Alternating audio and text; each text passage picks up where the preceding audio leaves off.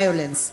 We simply cannot be a democracy for some, but not for women or young women. Our democracy must continue to be gender sensitive to these offenses and mete out harsh punishment for such crimes. Honorable members, on the international front, we continue to work with the international parliamentary bodies such as the IPU and the regional body, the SADC Parliamentary Forum, to build national, regional, and global democratic accountability. This is consistent with the AU Agenda 2063 and the Sustainable Development Goals, which calls on parliaments to play an active role in democratic governance at national, regional, and continental levels. We will continue to provide the necessary support in strengthening the SADC Parliamentary Forum and the PAP. We will also continue to shed light on the pressing global challenges of our time, as we did last year. Honorable members, as I see that I'm into my last minute, I know you will miss me when I leave the podium. Allow me to thank the President and the Deputy President and members of the Executive for their willingness to cooperate with Parliament and availing themselves to work with the legislature as we discharge our functions to serve our people. I wish also to appreciate the chairperson of the NCOP, the Deputy Speaker, and the House chairpersons for the constructive working relations we have enjoyed as we collectively steer through the sometimes difficult fifth term. Our sincere thanks to the Secretary to Parliament and his team and the Secretary to the National Assembly for providing leadership to the administration, as well as to the parliamentary staff without whom we could not perform our duties. And I want to single out my own team who day after day ensure that my office functions optimally and that they always have a smile for everybody who comes to the office and that they always check on whether I'm properly dressed. And a very big thank you to my family, my partner, and particularly my grandchildren for their love and support. And honorable members, I hereby commend this budget to the House, and I thank you. Thank you, Honorable Speaker. Honorable members, before we call the next speaker, I'm informed that in the gallery we have the principal and learners from the Advisor Progressive College in Mpumalanga. Welcome.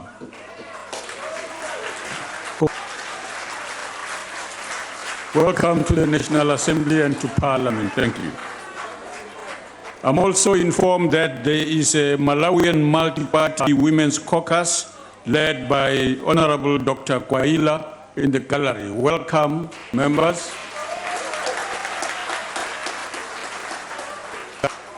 Welcome to Parliament and to the Republic. The next speaker is Honorable Deputy Chief Whip of the Majority Party, Honorable Doris Lakude.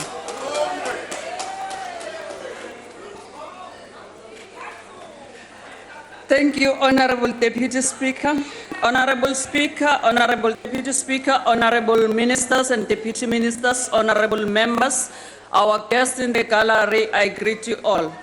I rise on behalf of the ANC to support Budget Vote 2 of Parliament. Muhuselei Chipikara. Sa ANC ri imana ndungelo za vatu ba Afrika Chipembe za ugwaramba. Pedzi ahuna mbilaelo na ntini ine yapfa bathu ndungelo za ukwasha ndaka ya chichava kana ya mungwe muthu. Ufisa zwikolo sazwe razvibona khala Vuwani ndi utsinya bumachero havana vashu barangapanda bamachero. Honorable Deputy Speaker, as the ANC, we reaffirm the right of all South Africans to legitimate and peaceful protest.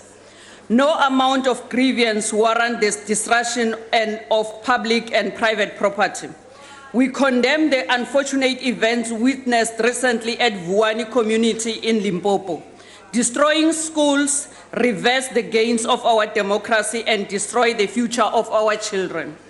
As members of Parliament, we took an oath to obey, respect, and uphold the Constitution. Taking the oath imposes an obligation on us, individually, collectively, and on how we should conduct ourselves inside and outside this House. Unfortunately, we have been found wanting in this regard.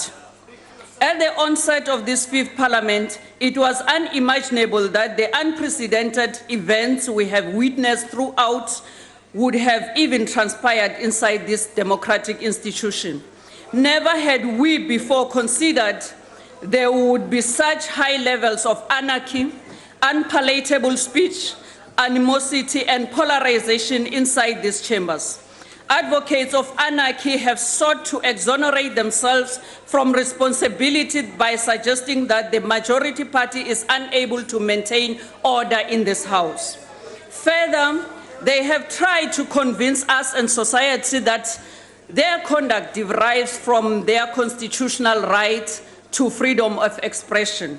Such assertions are flawed as they disregard the principle that with every right, there is a responsibility. They are also erroneous because they disregard that Parliament, guaranteed by the Constitution, has the responsibility to establish its own rules and conventions on how should it conduct its business, including the conduct of members. Mhlonishwa somlomo, kubalulekile ukuthi singemalungu lahloniphekile alendlu yesishayamthetho. Kufanele sitiphathe ngendlela lehloniphekile. Kufanele sibe sibonelo lesihle kubo bonke abantu laba kulelive, labancane nalabadzala. Kufanele nekukhulumisana kwethu nobe ngabe siyahluka ngemibono. Kufanele ukuthi sikwende lokho ngalenkulu inhlonipho. Ebantu labasibukile bathatha sengathi ngiyo indlela lekufanele kwendiwe ngayo tindvo. Kufanele sakhe sive, sigcugcutele kubuyisana nekuxolelana. Akufanele kube ngithi lesitshala inzondvo esiveni. As chief whips of all different political parties in this Parliament, we have a chief whips forum which enables us to consult each other on the business of this House and issues pertaining the conduct of our members. After reaching consensus in the Chief Whips Forum, such matters are then taken to the National Assembly Programming Committee, a decision-making body on the program of Parliament. Yet, most unfortunately, while we would amicably agreed in these forums, some parties come to the House and act contrary to those agreements for political expediency and cheap political stunts. The chief whips, in particular, of each and every political party have the responsibility to ensure that our members respect this agreement and desist from grandstanding and making frivolous points of orders. Most importantly, whips must reverse the emerging unsavory trends of verbal abuse and personal insults and attacks on individual members and members of their immediate family. Painstakingly, we endeavor to restore the dignity of our Parliament and the decorum resonant with it, going to great length to find each other as parties, even when and where we fundamentally disagree.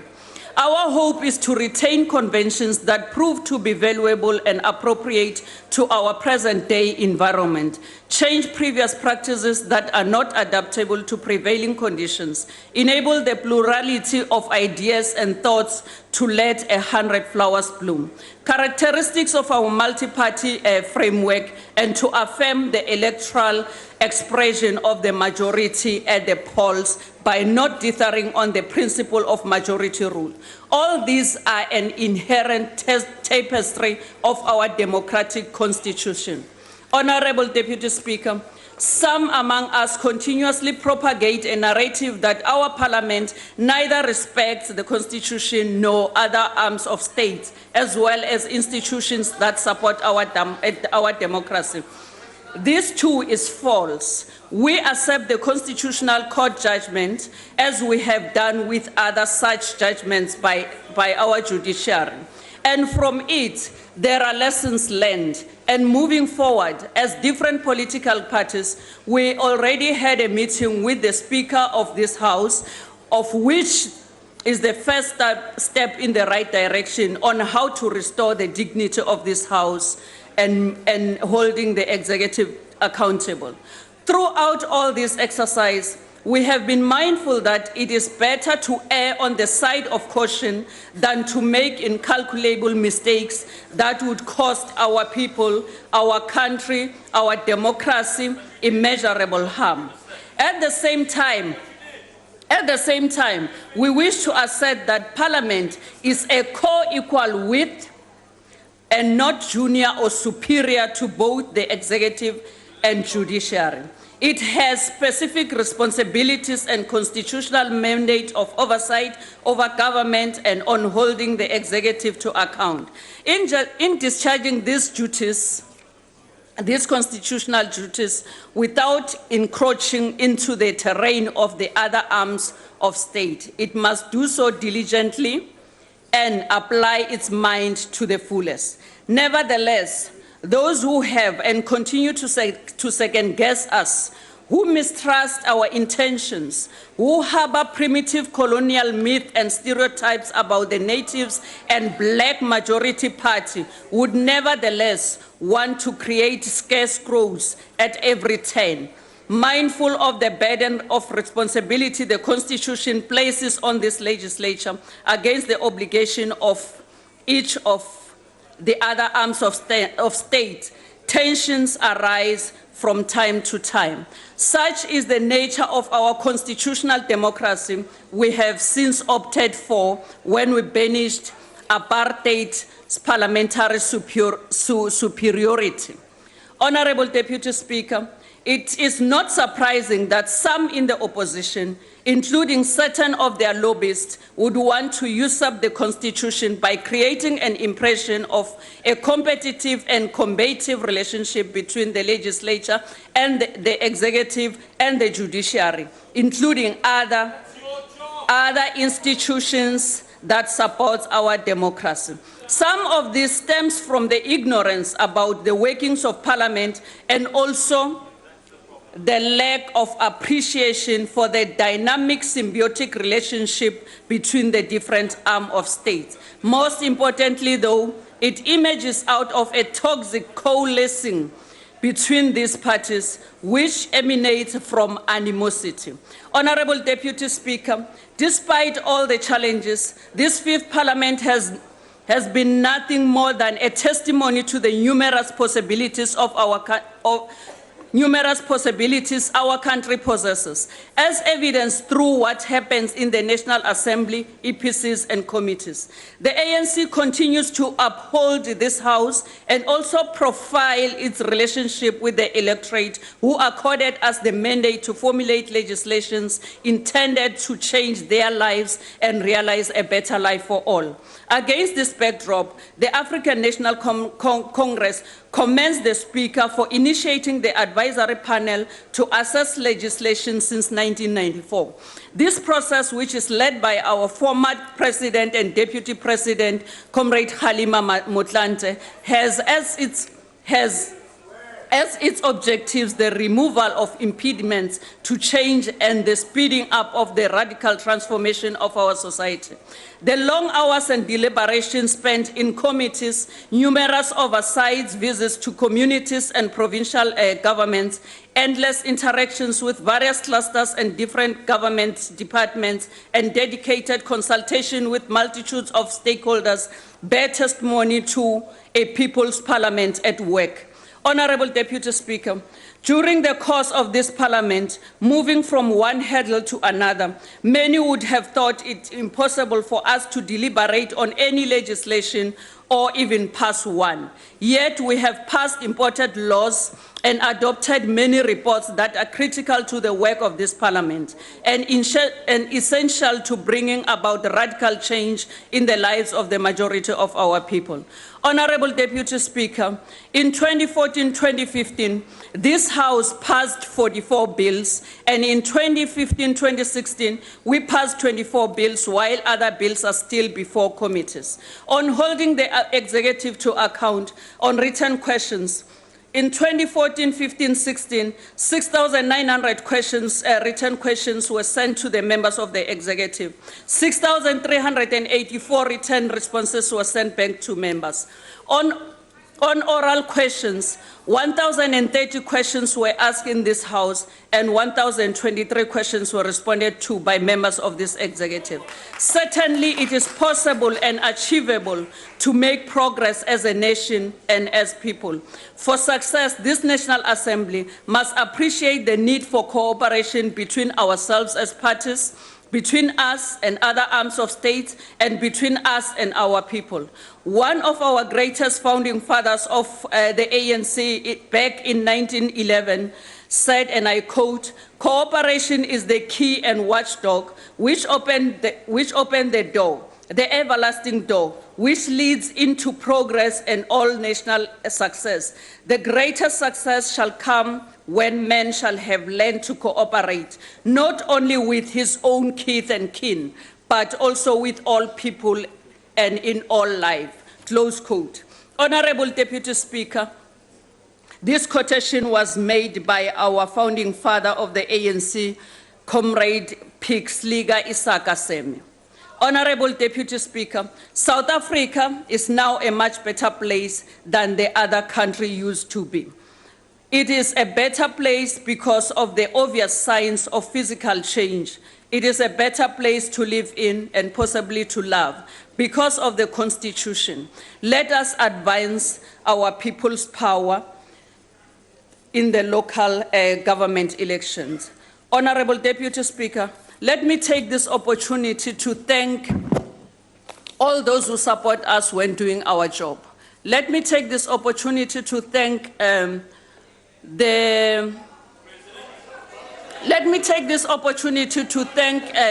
the Parliamentary Protection Services that make sure that those people who disregard the rules of this House are ejected from this House so that we can be able to do what the people of South Africa mandated us to come to this House to do. We will support them. We will always support them. We will support the Speaker when she calls them to come and eject those people who doesn't want Parliament to function. Also to thank the Secretary to Parliament and his team, the table staff, for making our lives easy in this Parliament.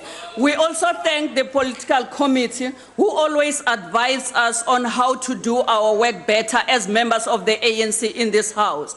Honorable members, ke nagana hore gona jwale go tshwanetse re change tsela e re itshwarang ka yona jwale ka batho ba ka maloko a parlamente e tlhabisa ditlhong ke eng se re se rutang bana ba rona ge ba re lebelele ba le ko magae re ba ruta eng gore ba roge batho ba bagolo gore ba ska tlhompa e tlhabisa ditlhong a re changeng batho ka moka ba South Africa ke re mo go bona ANC ke party A1 ye go tshwanetseng gore le voutele yona le tlogele ba ka moka ba ba roganang ba bangwe ba bona ba re ke baruti ba tsotse a gona motho ya le moruti a ka rogang motho a gona motho ya reng ke ntate a ka rogang motho e mogolo ke a leboga.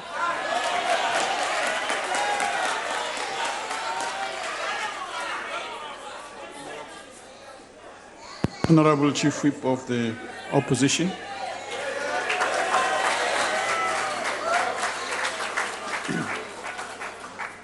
Thank you very much, Deputy Speaker, Madam Speaker. In 1994, the people of South Africa, through their votes, chose freedom over tyranny. They chose a multi-party democracy over illegitimate minority rule. And they chose, most importantly, a constitutional order over an unjust security state disorder. And perhaps even more importantly, they chose executive accountability over executive sovereignty. The framers of our Constitution gave this mandate expression by entrenching this Parliament as the arena of executive accountability. And so the question we must all ask ourselves today in this House is simply this: are we living up to their expectations? In 1994, the people of South Africa chose an accountable police service over a police force. Far too many of our citizens and many members in this chamber remember with revulsion how the South African police force were used as an instrument by the illegitimate apartheid regime to suppress political opponents, stifle ideas, and stamp out freedom. It's inconceivable then that this opposition was required to go to the courts of this land to stop the presiding officers of this House from setting the police on them, in direct violation of the powers and privileges of members of Parliament and the separation of powers. One of the most fundamental parts of our jobs as members of Parliament is to hold the President and members of the Executive to account. It would be a sad day for this democracy if the presiding officers were allowed to have members arrested and removed from this House by the SAPS for fulfilling our constitutional responsibility. However much the Executive may not like the message or how it is delivered, the Speaker opposed that case in court, and the Speaker lost. In 1994, the people of South Africa chose a constitution that guaranteed every citizen the right to freedom of speech. They did this precisely to ensure that never again in this beautiful land of ours would the ability to share ideas or views be inhibited by fear or state control. But perhaps more importantly, they entrenched this important right in our Parliament, precisely to ensure that the representatives that the people of South Africa sent to this House to represent them would never again be afraid to say what needed to be said in this House for fear of reprisal. The ANC fought, suffered, struggled and sacrificed much during the struggle for freedom of democracy. And so we must ask you then, why do you remain silent and are now actively complicit in the trampling of that freedom that you fought for? What you don't realize is that every single time that you do this, you weaken your own rights and betray the mandate of the people that sent you to this House to speak up for them on their behalf. Now can you imagine a future, and judging by the way things are going now, it won't be long, when you sit on the opposition benches? Would you accept the type of suppression and tyranny being visited on you by the presiding officers of this House? I doubt it. Innocuous words like rubbish and faction are ruled unparliamentary. And it's getting worse by the day, colleagues. Just last week in this House, the Leader of the Opposition, a constitutionally recognized position, was prevented from referring to Mr. Zuma as, I quote, accused number one. This despite the fact that the Gauteng High Court had ruled, and I quote, that the decision of the first respondent in 2009 to discontinue prosecution is reviewed and set aside. And further, at 93 of that judgment, that, quote, Mr. Zuma should face the charges as outlined in the indictment. The Honourable Judge was, of course, referring to the 783 charges of fraud, corruption and racketeering facing the President. Less than 48 hours after the Leader of the Opposition was told to remove those words from the record, the Mail and Guardian published on its front page a picture of Mr. Zuma with the words, accused number 1. Now, there's something profoundly wrong in this Parliament when a national newspaper has the freedom to print these words on the front masthead of its paper to scream out from the newsstands of South Africa, yet the presiding officers of this House say that members of Parliament, whose rights of freedom of speech are supposed to be protected and entrenched in the Constitution, cannot say what needs to be said in this House. And yet, this House continues, and you've seen the best example from that ruling, which I'll get to just now today, that court judgments, constitutional provisions, and the law simply don't matter. Time and time again, the courts have had to step in and remind the presiding officers of their responsibilities to protect the rights of members of this House of freedom of speech. Lakota versus the Speaker. DeLille versus the Speaker. And as recently as last year, the Bozalek judgment. The list goes on and on. Yet time and time again, the presiding officers default to muzzling members and stifling debate. Now, they say the rules, the Constitution empowers them to make rules to stifle debate. Well, it's a selective reading of the Constitution that we've got so used to from the ANC. Yes, Parliament can make rules to govern its internal arrangements, but listen here. But this can only be done with due regard to representative and participatory democracy, accountability, transparency, and public involvement. The ruling you've made today, sir, is a suppression of freedom of speech, and we look forward to teaching you another lesson in court later this year. But the real question that we have to ask ourselves, what are you so afraid of hearing? Could it be the truth? Your denialism on the ANC benches has subdued this House into some magical dream state, completely divorced from the reality of South Africa. This House needs to wake up to the frustrations that ordinary South Africans are feeling. We need to wake up to the fundamental disconnect that now exists between the real world and real world experience of ordinary South Africans and the fantasy being nurtured in this House. This House cannot continue to pretend that our economy is not in a deep crisis.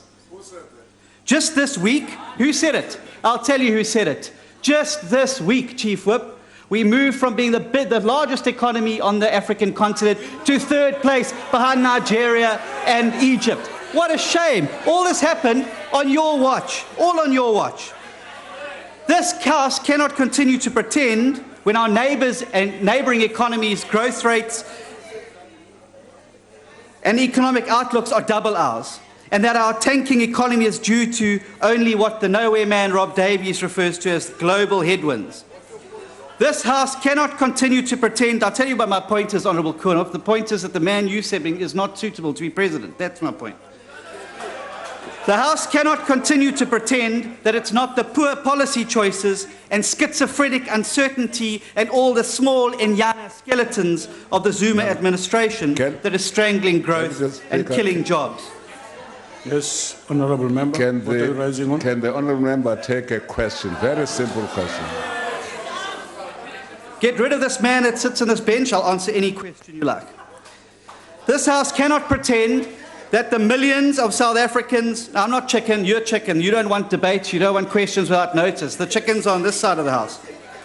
This House cannot pretend that the millions of South Africans who have lost their jobs under Mr. Zuma don't exist. This House also cannot pretend that this week's quarterly labour force statistics show a massive rise in unemployment to 8.9 million South Africans. These are real people sitting at home. Many of them may even be watching this debate today. They are worried about their future. They are worried about their families. They worry which of their relatives is going to lose their job next, or how they're going to put food on the table at the day's end. Life has gotten far too hard for far too many South Africans. They have lost faith in a government that has turned its back on them, and they are fast losing hope that this House will ever begin to stand up for them. And whilst we can never condone violence, and we must condemn it as this House, there's little wonder that so many of our citizens are resorting to protest and burning infrastructure to get attention. It's clear that the government benches on this side of the House are not listening to them or their frustrations. Now, the logo above me on the dais here says, and I quote, "We the people," when in current reality it should be scratched out to read, "We the executive." This institution a long time ago ceased to be a people's parliament. It's become a playground for the executive where they are mollycoddled and shielded from probing oversight by a speaker who cannot distinguish between her role as custodian of the institution and her chairpersonship of the ANC. But perhaps the worst example of this is the fact that Mr. Zuma was able to stand unchallenged at this very podium last week and lecture this House and its members with impunity on how they should behave. Absolutely no shame or remorse for his own disgraceful conduct, and not a word from any of you. Any of you. All we saw was the Speaker's acquiescence.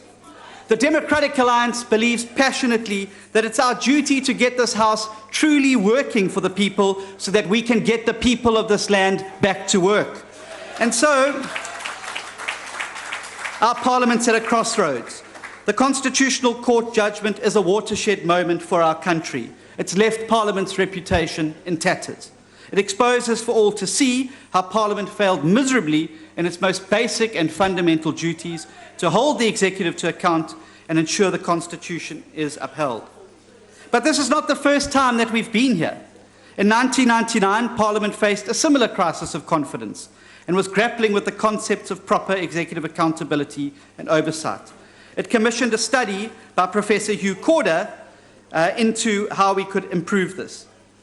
But like so many of these reports and these commissions which you announced today, the recommendations are never implemented. The Kader Asmal Commission report, we're still fiddling around on the edges, not grappling with the substance of it. The work has all been done. It's not rocket science. We don't have to reinvent the wheel. It just takes the courage to implement. Now, Madam Speaker, it's an enormous honour to be bestowed with the speakership of this House. This is evidenced by the stature of the people who previously presided from that chair. People like Frene Ginwala and Max Sisulu, giants of the struggle and trailblazers of our new democracy. And I know, Madam Speaker, that it cannot be an easy job to preside over this House. It's fraught with challenges and difficult situations. But the truth is, Madam Speaker, you are falling far short of the level and of expectation that they set. Never before has this House been presided over with such partisan rancour. Never before has such a blatant executive-mindedness obstructed members from doing their jobs. Instead of placing the dignity and reputation of the institution of Parliament first, the Speaker has chosen to cling unseemingly to the chair at all costs. This despite being the first respondent in a matter which was under discussion a few weeks ago and party to the unlawful actions of the legislature. Surely you want to be remembered as the Speaker who defended this Parliament and not the Speaker who destroyed it. Every time you choose the President over Parliament, every time you fail to protect our rights, every time you shield a minister from tough questions, you strike a hammer blow against the very foundations that this House is built upon, and you pervert the will of the people who sent us here to represent them. But it doesn't have to be like this. We can fix this institution and we can make it strong again. We can restore it as the proud centerpiece of democratic accountability. It will take honesty, it will take hard work, and it's going to take the will of all of the members of this House across partisan lines to restore Parliament's ability to hold this executive accountable and fulfill our constitutional obligations. I thank you very much. Honorable Howler.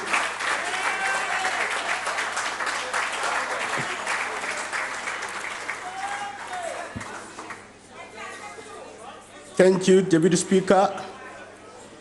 Deputy Speaker, all members of this Parliament from all political parties carry a constitutional obligation and the right to respect, uphold, and defend the Constitution, Mr. Zuma included. We must do so at all costs, regardless of whose interests are at stake.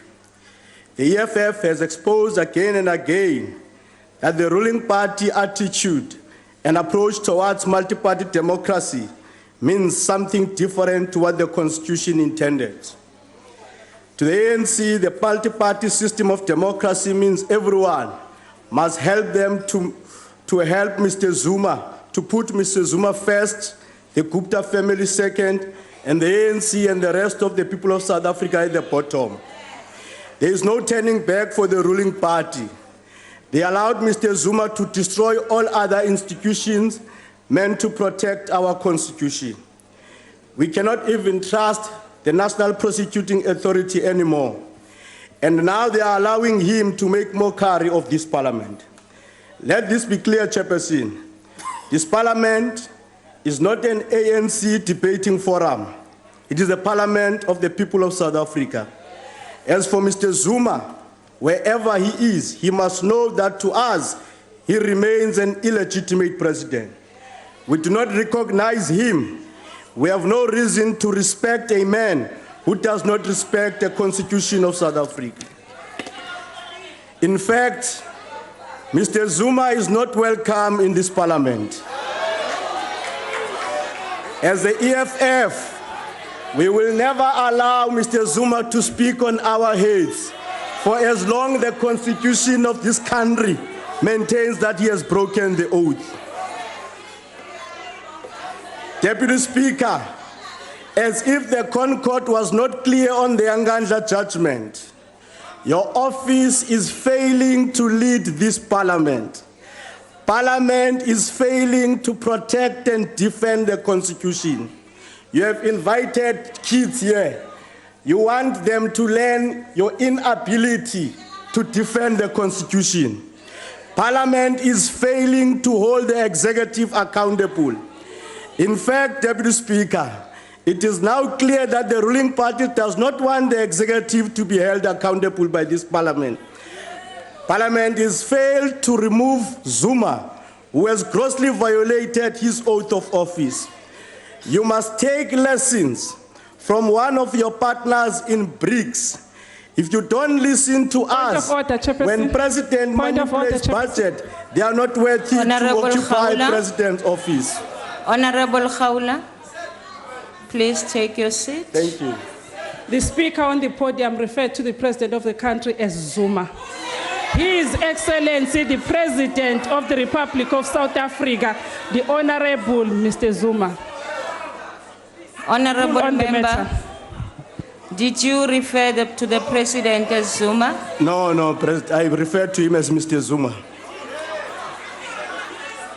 Honorable members, continue, honorable member. Thank you. Mr. Zuma has done the worst. It remains a bizarre why he is still in the office. His Parliament has failed to pass legislation and it is loses cases all the time. His Parliament has failed to lead by example. How are we supposed to safeguard the people's taxpayers' money when the Secretary of Parliament, Mr. Mgidlana, is wasting Parliament limited resources in luxury overseas trips, flying business class and staying in five-star hotel? How is Parliament supposed to lead important legislation such as the minimum wage? House Chairperson. Honorable House Chairperson, on a point of order. Please take your seat. Honorable Deputy. The statement is misleading. The honorable member doesn't have all the facts. So he must check the facts first Honourable- before he accuses people of doing something Thank that is you. not. Honourable member, that is a point of debate. Can we allow it? You are not a chief whip. How is Parliament supposed to lead imported legislation such as minimum wage and decent employment condition when some of its workers employed through labor brokers are paid 1,500? The Parliament kitchen workers in Mark's building are employed through labor brokers and they are paid 1,500. Labor relations between Parliament and staff has collapsed. It's completely broken down. It is an embarrassment that such an important institution communicate with its workers through the CCMA. Workers' salary are deducted. Workers are not paid their agreed performance bonuses. But Mr. Mgidlana has money to travel overseas whenever he wants. As a EFF, we are saying, Speaker, you are deliberately rendering this Parliament useless and dysfunctional. Chairperson, Madam Speaker, there is an urgent need to restore dignity of this Parliament House before you are left alone to continue to undermine the Constitution and make a mockery of the people of South Africa. Parliament must appoint retired judges who are willing to preside over important debates and guidance over court cases to avoid what happened at the Constitutional Court. Parliament must employ all Parliament staff and ban labor brokers and outsourcing. Parliament must appreciate the principle of multi-party democracy. Any member, regardless of which party, must be able to preside over debates and committee meetings. Some of the chairpersons in your committee meetings are sleeping. Parliament must do away with ANC deployment parliament of staff and researchers. Parliament staff must be appointed on merit, qualification, and suitability of the job.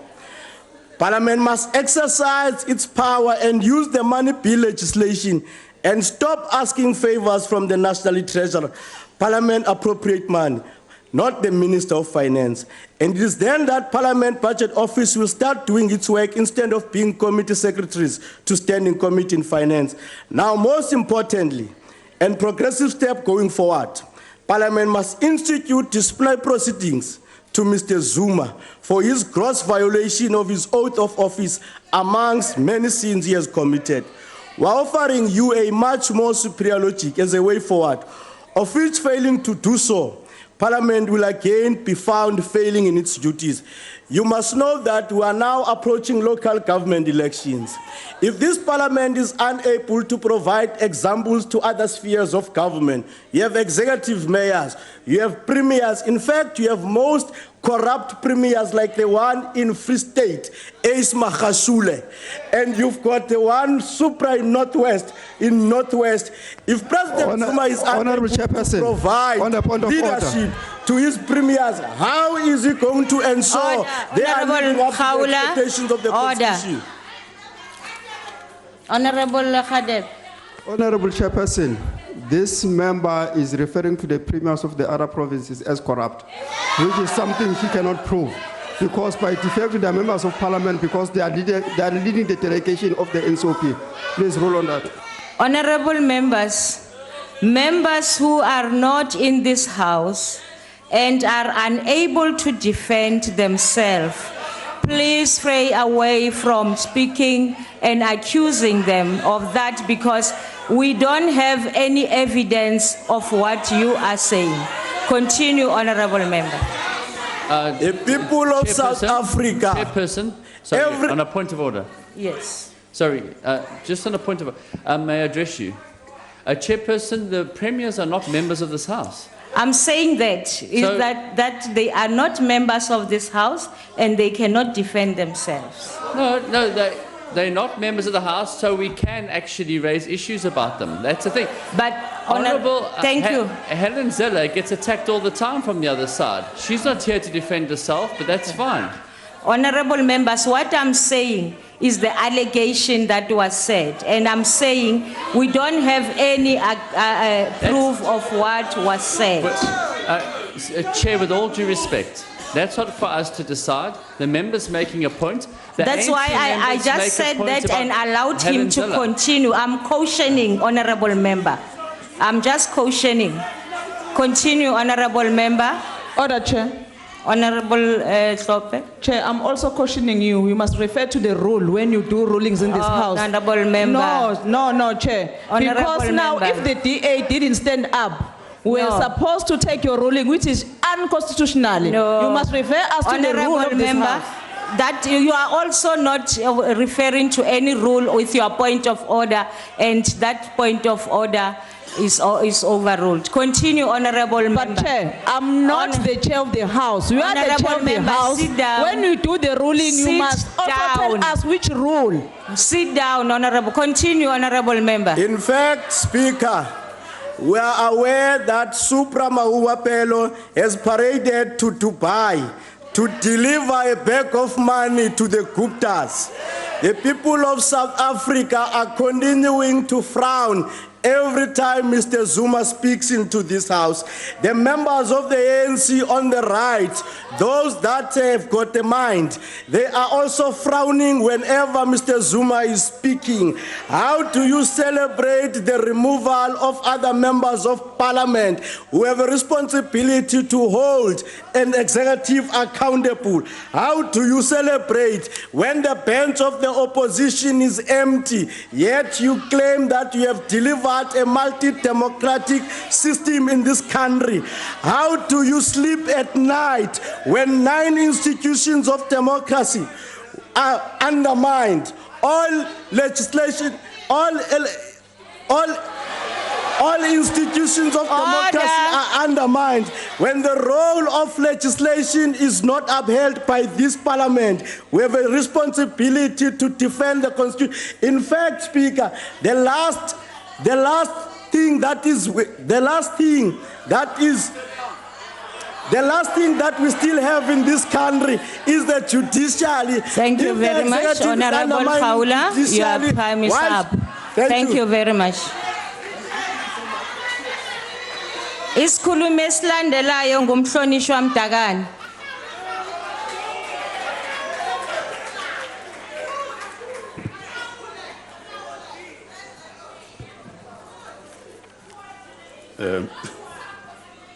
Mamang Slalo.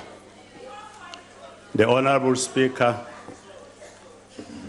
the Honorable Deputy Speaker, Honorable Ministers and Deputy Ministers, Honorable Members of the National Assembly, comrades and friends. Thank you, Honorable Presiding Officer, for affording us this opportunity to participate in the debate. Vote 2. I rise on behalf of the ANC to support this budget vote because it represents the policy position of the ANC, that of building a strong and independent judiciary, executive, and legislature that is capable of representing the hopes and aspirations of all the people of South Africa. This budget will ensure that the capacity of Parliament to oversee the empowerment of women, youth, and persons with disabilities is strengthened. The budget will assist in the capacitation of members of Parliament to better represent the aspirations of their constituencies. It will also build the capacity of Parliament to track policies and their intended results. The ANC is more than prepared to engage with those who generate new ideas that will address the triple challenges facing our country: poverty, unemployment, and inequality. We'll engage with them with respect and diligence. However, the ANC will refuse to join those who engage in politics of a lowest order, politics of insults, vulgarity, disrespect, anger, and hatred. In fact, honorable members, Mgidlane, the parliamentary secretary, was appointed by the House. It is wrong then for members of Parliament to abuse the platform. Because he's not a member. He can't answer for himself. If you attack him without allowing him space for him to answer for himself, is unfair. It is one of the worst things you can do as a member of parliament. It can never be accepted that way. Honorable members, this parliament deserves to be treated with respect. At all times, we enter into his precinct. We should do so with dignity. And I really think that Honorable Kaula, please do that, because that is a problem. It is therefore cannot be proper that at times debate from opposition are not different from the thundering of empty clouds. Some of these debates. Who do I of Honorable Ndakani? Honorable Ndakani? Mam Khawula?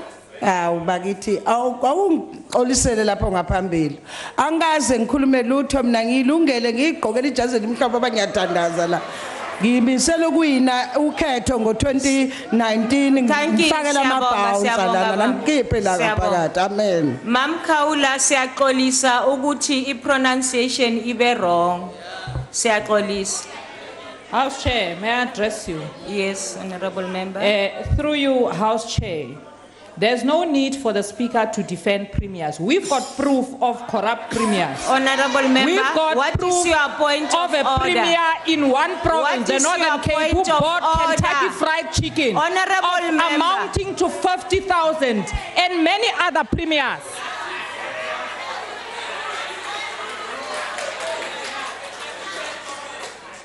Continue, Honorable Ndakani.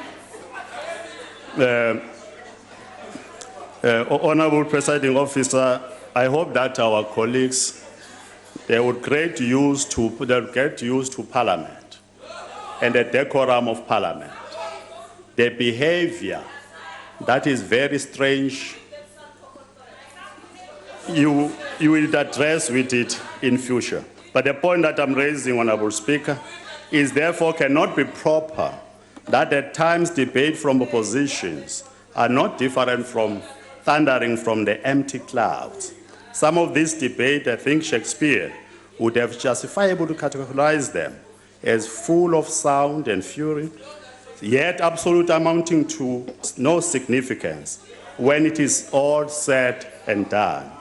We therefore have no right to turn this House into an arena for personal attacks, fallacious argument, and full of spurious and unsubstantiated allegations which are purely aimed at making headlines. Surely the shield provided by the Constitution does not imply that freedom of speech in the Assembly should amount to freedom to abandon cogent argument in favor of empty media sound bites. Whatever the circumstances may be, the ANC would continue working very hard in this National Assembly to generate solutions to many problems encountered by our people. We must remind ourselves, honorable members, that we are members of this House not because of our own wisdom, but because the people saw it appropriate that we should be here on their behalf. They must absolutely be embarrassed that there are members who abuse the platform whenever they stand in this platform. They're absolutely embarrassed. In fact, anyway, we told some of your cousins that they were not going to come back in 2014. They didn't come back. We are warned also 2019 we may not be here to cause this havoc in their chamber. Therefore, we are not representing. We are therefore here as custodian of the pride of our people, indeed on our People's Tribune. Therefore, we are not here to represent our personal views, but those of our parties and constituencies. This National Assembly does not at all belong to us, but it is the treasured possessions of the people of South Africa. We are just custodians. What we say in our debates and how we say it, it must therefore at all times reflect a contending yet collective wishes and aspirations of all our people united in their diversity. Ayinhlamba nongahloniphi. Inhlamba nongahloniphi ingaphindi ibe khona. Our National Assembly should therefore be an arena which Mao Zedong would have defined as a stage where 1,000 flowers bloom and 1,000 schools of thought contend. Parliament is about that. We must contend, we must discuss issues, we must respect each other. This shouting and insult can't be Parliament that represents the aspiration of South Africa. We are not coming back 2019. The base in this assembly, our National Assembly should therefore, the base in this assembly Order, Chair. should. Honorable Mdakani, take your seat. My point Honorable Sope. Yeah, my point of order to Honorable Dagan is he coming back as Honorable. he was not even Are you appointed as a asking- chief whip. Honorable- Jackson was appointed instead of you. Are you coming back? Continue, We Honorable can Member. only earn respect of our people and our colleagues through valid statement and sound argument.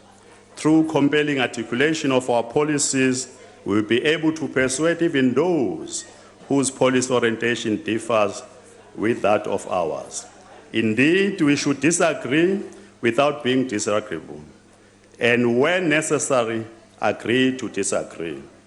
The ANC did not only support, but also persuaded CODESA to endorse the separation of power principles and the proportional representation electoral system. It is because the ANC believes in a strong judiciary, a strong executive, as well as a strong legislature. It is in pursuit of the strong legislature that the ANC supported and continues to support an electoral system that does not ensure that the winner takes all. If in fact we can do that, all of you can go home. All of you can go home.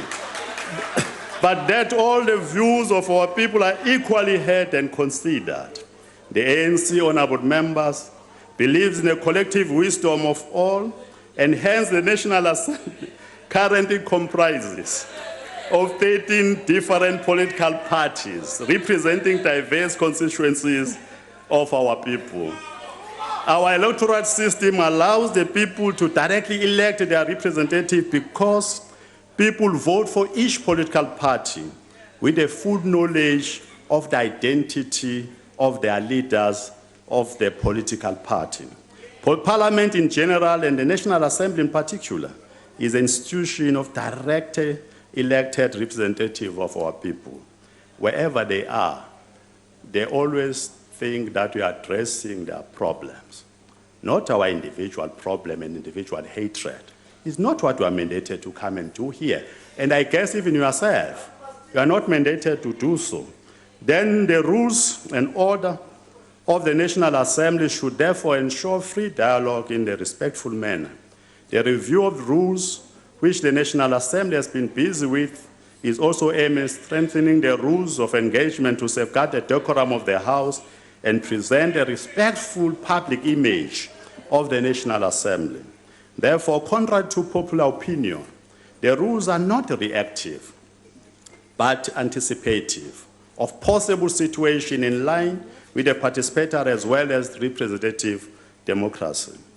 The ANC, through its strategy and tactics, is building the national democratic society in which there is equal on the basis of race, class, and gender, and in which there is prosperity and a better life for all. In this regard, the Constitution clearly promotes substantive equality, which requires not only equality of treatment, but demands equality of outcomes, and is therefore tolerate disparity of treatment to achieve this goal. It requires examination of the actual social and economic conditions of the groups and individuals in the process towards the goal of equal society.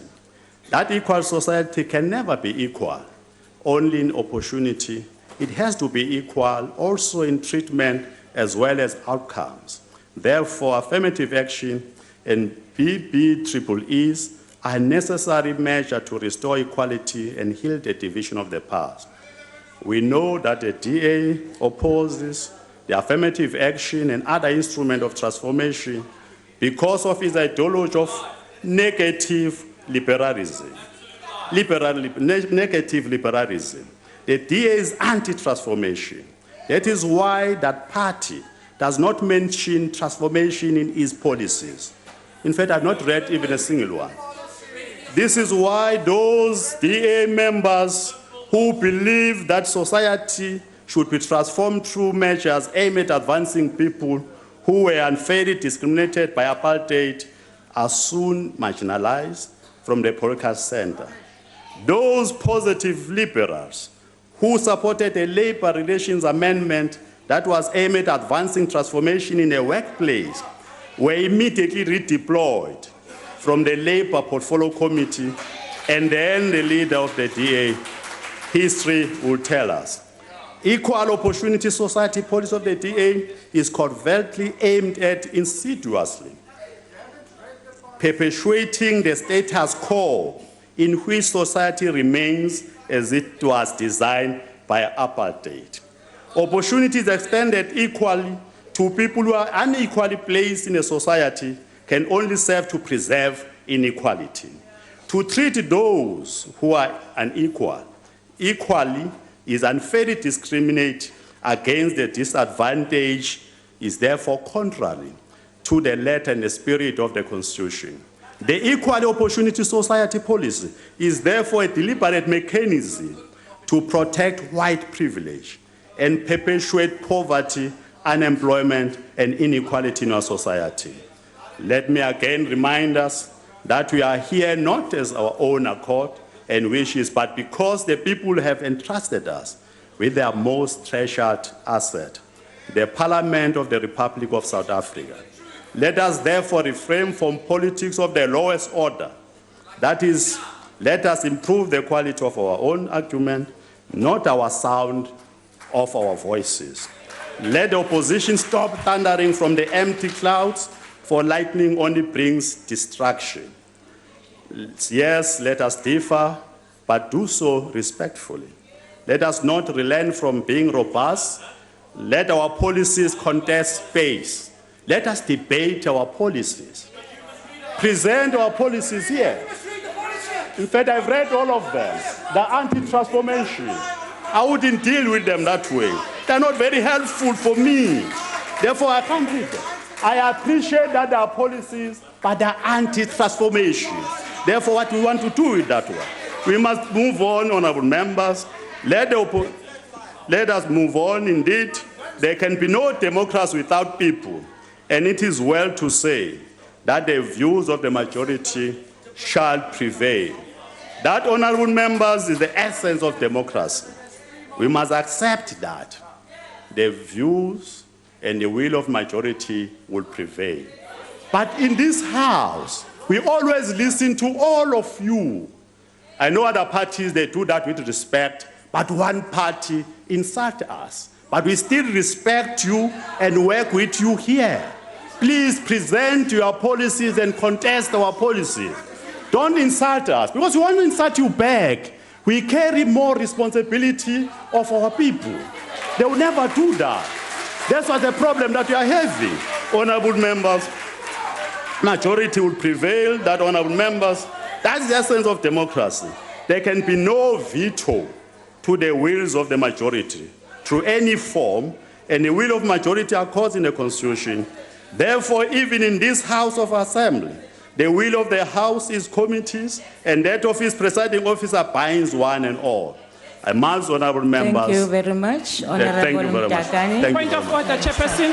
Point of order, Chair. A point of order, Chairperson. Honorable member.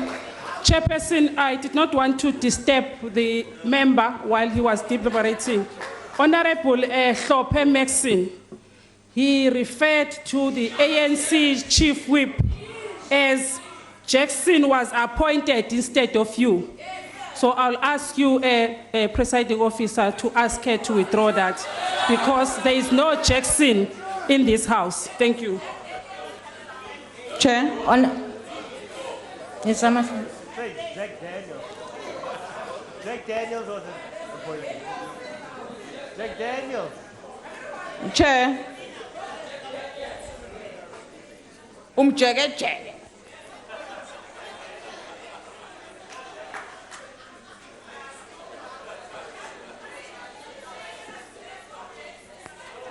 Honorable House Chairperson.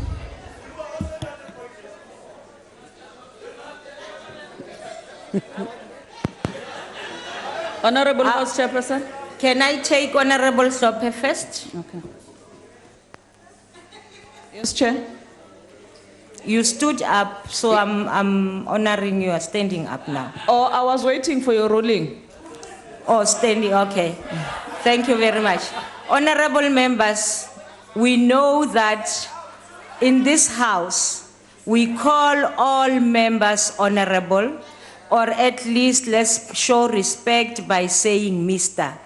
Unfortunately, what you said was not in the mic, and as such, I cannot really rule, but just to caution that all members of this house should be respected.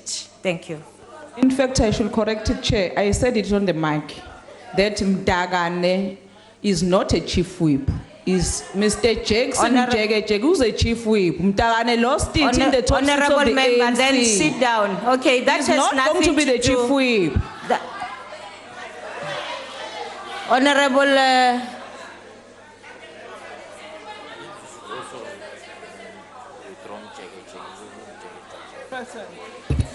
Honorable Deputy Chief Whip, I will come, or are you giving us? Okay, thank you. Honorable Pando. Chairperson, I mean, the rule is very clear. And the honourable member not only persists in infringing the rules, but adds by referring in the way that the member has done to the Honourable Mdakani. I really think that it is time, Chair, that the rules begin to apply. It's very clear in Rule 61, and the member has infringed it willfully, despite your ruling. Honorable members, I repeat, members of this house should be respected.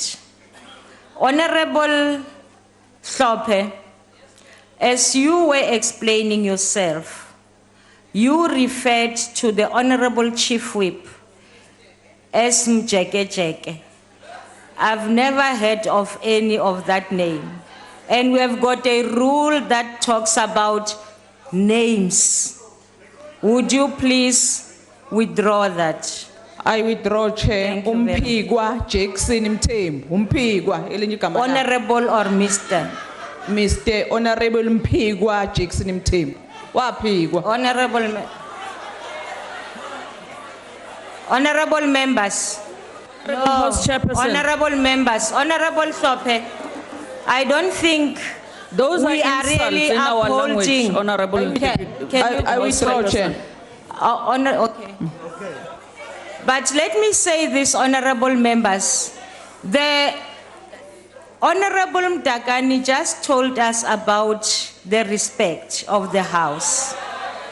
And having asked you to withdraw, you continue to explain what Mpigwa is. And some of us, well, we might not be conversant with the language, but what you have just said at the end, we should also be withdrawn, please.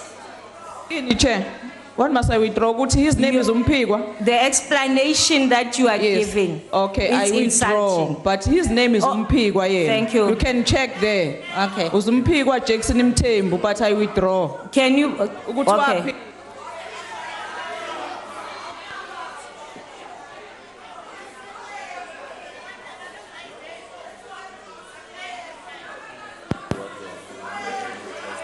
Honorable members. Sorry, Chair. I respected you. I withdraw. That Minister of Makip, he is telling me that ngisiwengu. Honorable member. Look at her. Honorable member. Honorable Ginger. He's pointing There's fingers no at me. honorable- What is swing, Chair? Honorable Sope, please sit. Honorable members, I want to draw you to rule number 51, where the presiding officer is of the opinion that a member is deliberately contravening a provision of these rules, or that a member is in contempt of disregarding the authority of the chair, or that a member's conduct is grossly disorderly, he or she may order the member to withdraw immediately from the chamber. This is just a caution for all of us. Can we please minimize on the altercations across the desks? Because you make it difficult for the chair, because I can't hear what you are saying down there and I'm unable to rule. Please, from both houses. Point of order, Chairperson. Would like the member to withdraw Ginger name. There is no Ginger in this house. There is no Minister Ginger. There is no Ginger. The honorable. Thank you.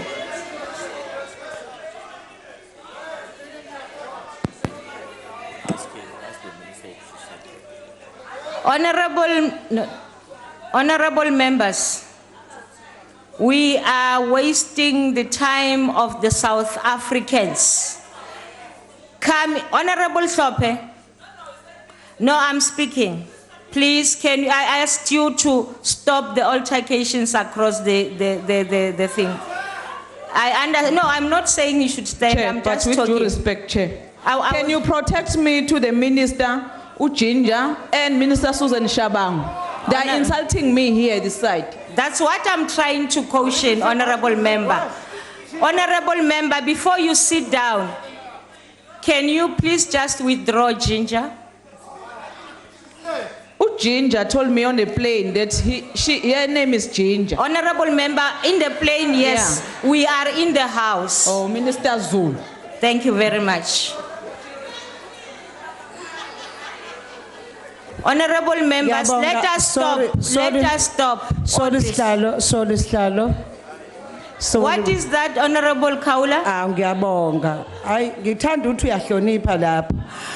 Ake sithi ke naye futhi ake xolise le gama leziwengu ngoba iwengu anazi nini ukuthi yini inhlamba la kaphethe zagila la kaphethe nduku akalwi namuntu la akaxolise leli gama leziwengu. Who said the word wengu, Honorable Kaula? Ilo minister wakho oneinwele ezibrown. Ma'am Kaula, that is just derogatory. Oh, so aye ngiyaxolisa ke uminister uLindiwe Zulu. Can you withdraw the description? Ngiyaxolisa ngishilo. Thank you very much. Yeah. Honorable Minister Zulu, there is a word that Honorable Kaula says you mentioned. I can't even repeat it. Did you say that? Yes, I did, and I withdraw it. Thank you. We now continue. We have been informed that there are learners in this house. And we want these learners to go out of this parliament having learned something, not the insults and the altercations. Honorable Singh, take the debate forward. At last, Chairperson. Honourable Chairperson, let me firstly respond to what the Honourable Speaker said with regard to the Women's Multi-Party Caucus. And you said we need to get more active in that regard. I want to say also we don't have a youth structure. And this is something that we need to look at so that our young people can have a forum when they can talk about youth issues. Honourable Chairperson, this fifth Parliament has seen itself sorely tested in all areas. We have seen disruptions in this House like never before.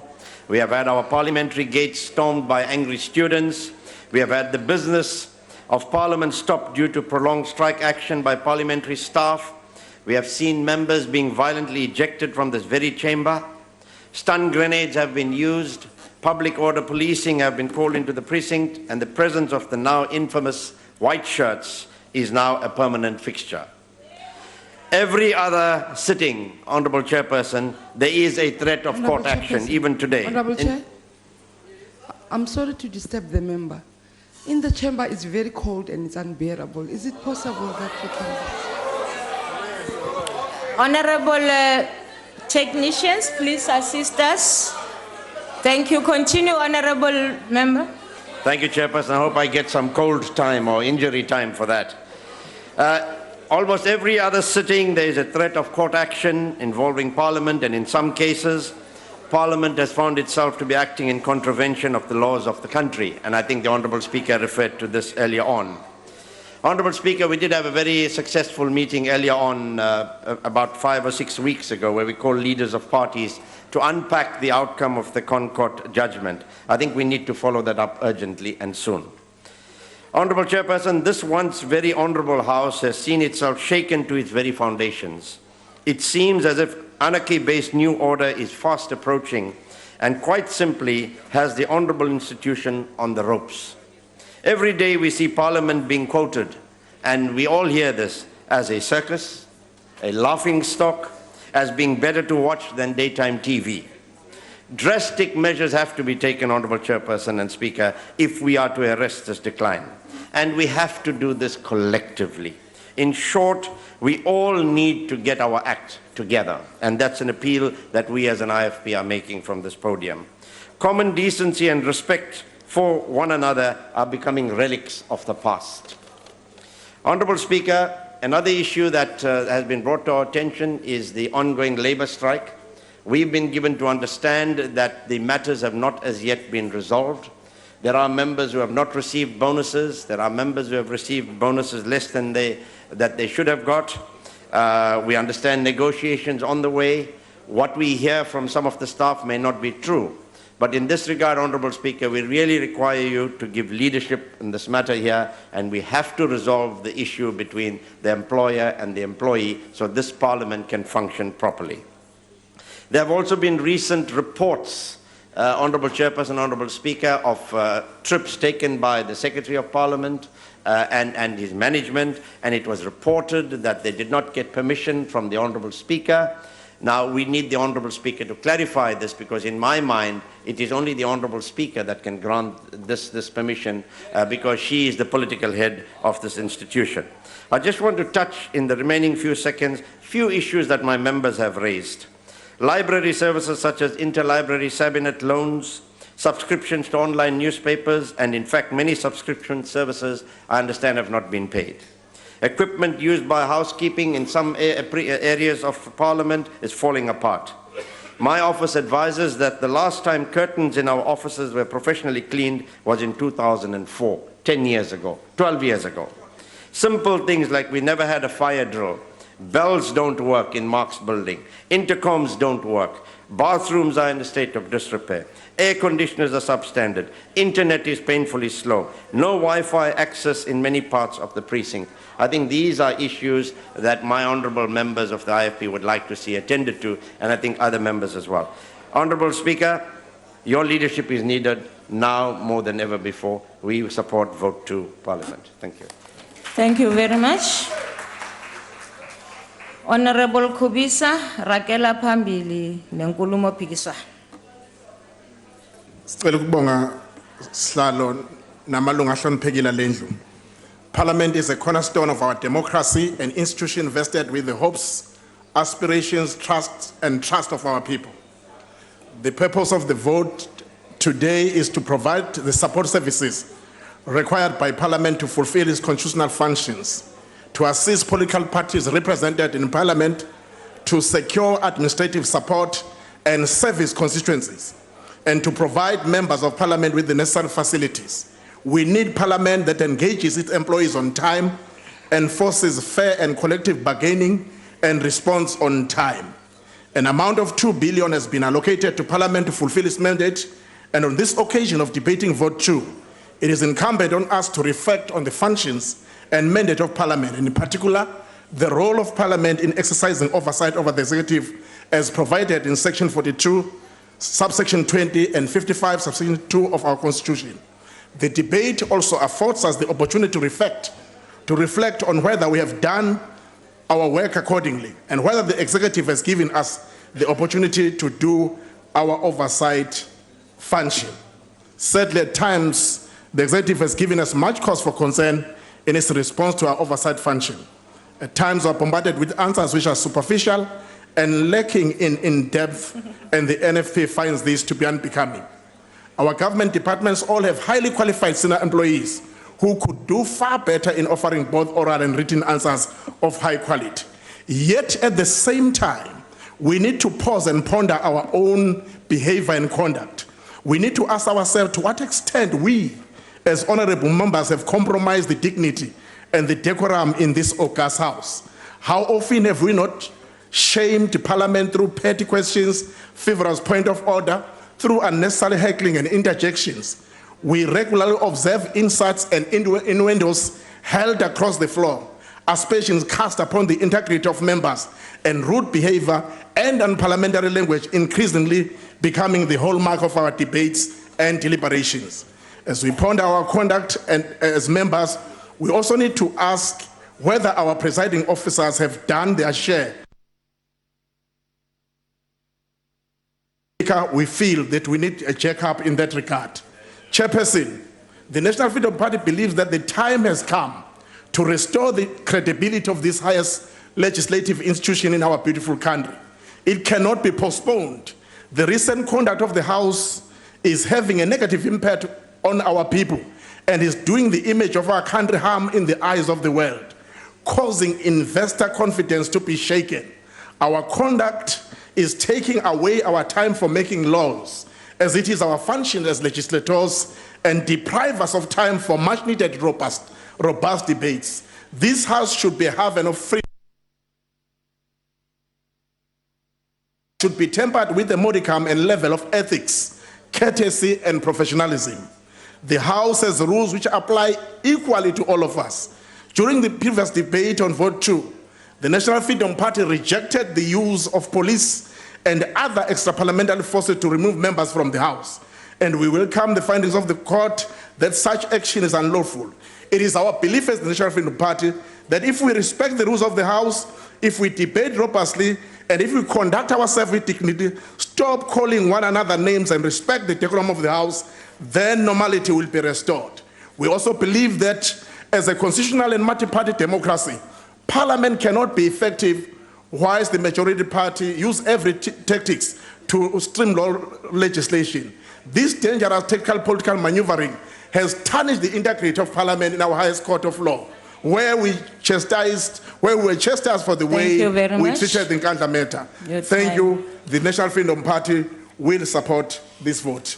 Thank you very much. The next speaker, Honorable Frolic.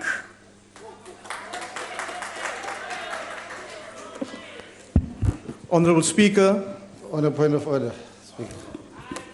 What's your point of order, Honorable Dlamini? To Honorable Floric, I still need my apology. He removed me. Honorable Illegal. member, No. please sit down. This is not the time for that. This is not the time for that, please. Continue, Honorable Frolic. No, thank you, Chairperson. Honorable Speaker, members of the Executive, honorable members, ladies and gentlemen. The National Development Plan envisages the active participation of the citizenry of this country in all spheres of their lives, especially in partaking in the decision-making processes that affects them most. This stated objective of the MDP embodies our constitutional values and the clause in the Freedom Charter that states that the people shall govern and that all people shall take part in the administration of our country. Last year in this debate, I informed the House on the progress and consultation processes that we were embarking upon to develop the public participation model of Parliament. The development of the public participation model is informed by Parliament's vision of an activist and responsive People's Parliament that improves the quality of life of South Africans and ensures enduring equality in our society. The model seeks to achieve Parliament's strategic objective to increase access and improve the quality of participation through enhanced programs to ensure participatory democracy. The political task team that was overseeing the development of the model has completed its work and adopted its report. The report will now be presented to the Joint Rules Committee for ratification. Working with committees in the NCOP, we will commence with a phased implementation of the model when we conduct financial oversight over the money bills during the BRRR process later this year. Honourable Members, Chairperson, Parliaments, by virtue of its constitutional mandate and functions, are information-driven institutions, where most processes are embedded in the demand for and the use of quality information. The aim of the ICT strategy is to enable the vision of an activist and respond accessible to all and works in a productive and smart manner. The utilization of the different ICT platforms is crucial to support the implementation of the public participation model. In a globally connected world, the proliferation of information driven by technological advancements is fundamentally changing the manner in which parliaments operate. More importantly, it has changed the way that parliaments communicate and connect with its citizens. The convergence of ICT presents innovative opportunities for us here in Parliament to provide secure, online, and mobile access to information through different types of networks and platforms by making use of multiple devices. Madam Speaker, our Parliament is represented on the board of the Global Centre for ICT, where we continually set the benchmark in this field. The innovations and rollout of support programs to MPs is world-class and is rated amongst the best in the IPU. To modernize parliamentary processes, we will embark, when we return in August, to the full implementation of the My Parliament application, now called Bungane. It is a member-centric model and a mobile application that is capable of presenting enriched, user-friendly, member-specific parliamentary information on mobile devices. This mobile application will ensure that members in the houses and committees are given timeous access to all relevant documents such as agendas, minutes, presentations, research papers, ATCs, and other documents. The rollout, as I indicated, will take place in August, and this will also result, honourable members, in a huge cost saving for Parliament with more than 20 million rand, where the printing budget of Parliament will be slashed as we accelerate our advance towards a paperless and more efficient Parliament. As part of the enabling public participation model, the strategy is to move the current technology platform onto a more interactive platform. This will enable more open consultation and feedback from our people, as well as enabling the public the right of petitions and grievance procedures. Honourable members, parliamentary committees are often correctly referred to as the engine rooms of Parliament. It is here where dedicated and committed MPs work tirelessly to process legislation, consider international agreements, protocols, reports, and consider appointments to different bodies. The committee system will remain a critical instrument to conduct effective oversight over the executive. It is here where MPs from different political persuasions debate issues, long hours, after hours, substantive discussions take place, and very often reach consensus on these contentious issues. It is also the place where MPs distinguish themselves in their areas of deployment and become experts in their field, and where respect from stakeholders are earned. Attendance and the participation in the work of committees is thus non-negotiable. Political parties must do more to ensure that their members attend portfolio committee meetings. An electronic system is being considered to ensure the reliable recording of attendance of committee meetings. The work, honourable members, of the National Assembly and of Parliament in general is thus not limited to sittings of this House that quite often portrays Parliament in a very negative light. The number of views and mentions on social media and replays on TV and other platforms on what transpired during sittings is not and cannot be used as a barometer of whether we are living up to the commitments of our people. All committees Annual performance plans and programs show drastic improvement, Honourable Speaker, and all the plans are aligned to Parliament's strategy. It is our intention to further improve the quality by improving coordination with the Executive to ensure that all oversight-related reports are submitted in time and with content that is relevant and important for oversight. Focus of oversight in committees continues to hone in on the implementation of the objectives of the National Development Plan by the Executive. Committees have a specific responsibility to ensure that the relevant departments have mainstreamed the NDP, SDGs, and our country commitments contained in the outcomes of the Climate Change Conference in Paris, COP21. Working with the House Chairperson for International Relations, we will later this year initiate a series of engagements on these crucial matters. This will involve the relevant committees, members of the Executive, academics, and civil society. Honourable members, under trying economic times, we are pleased that the allocation to committees of Parliament has not been drastically reduced.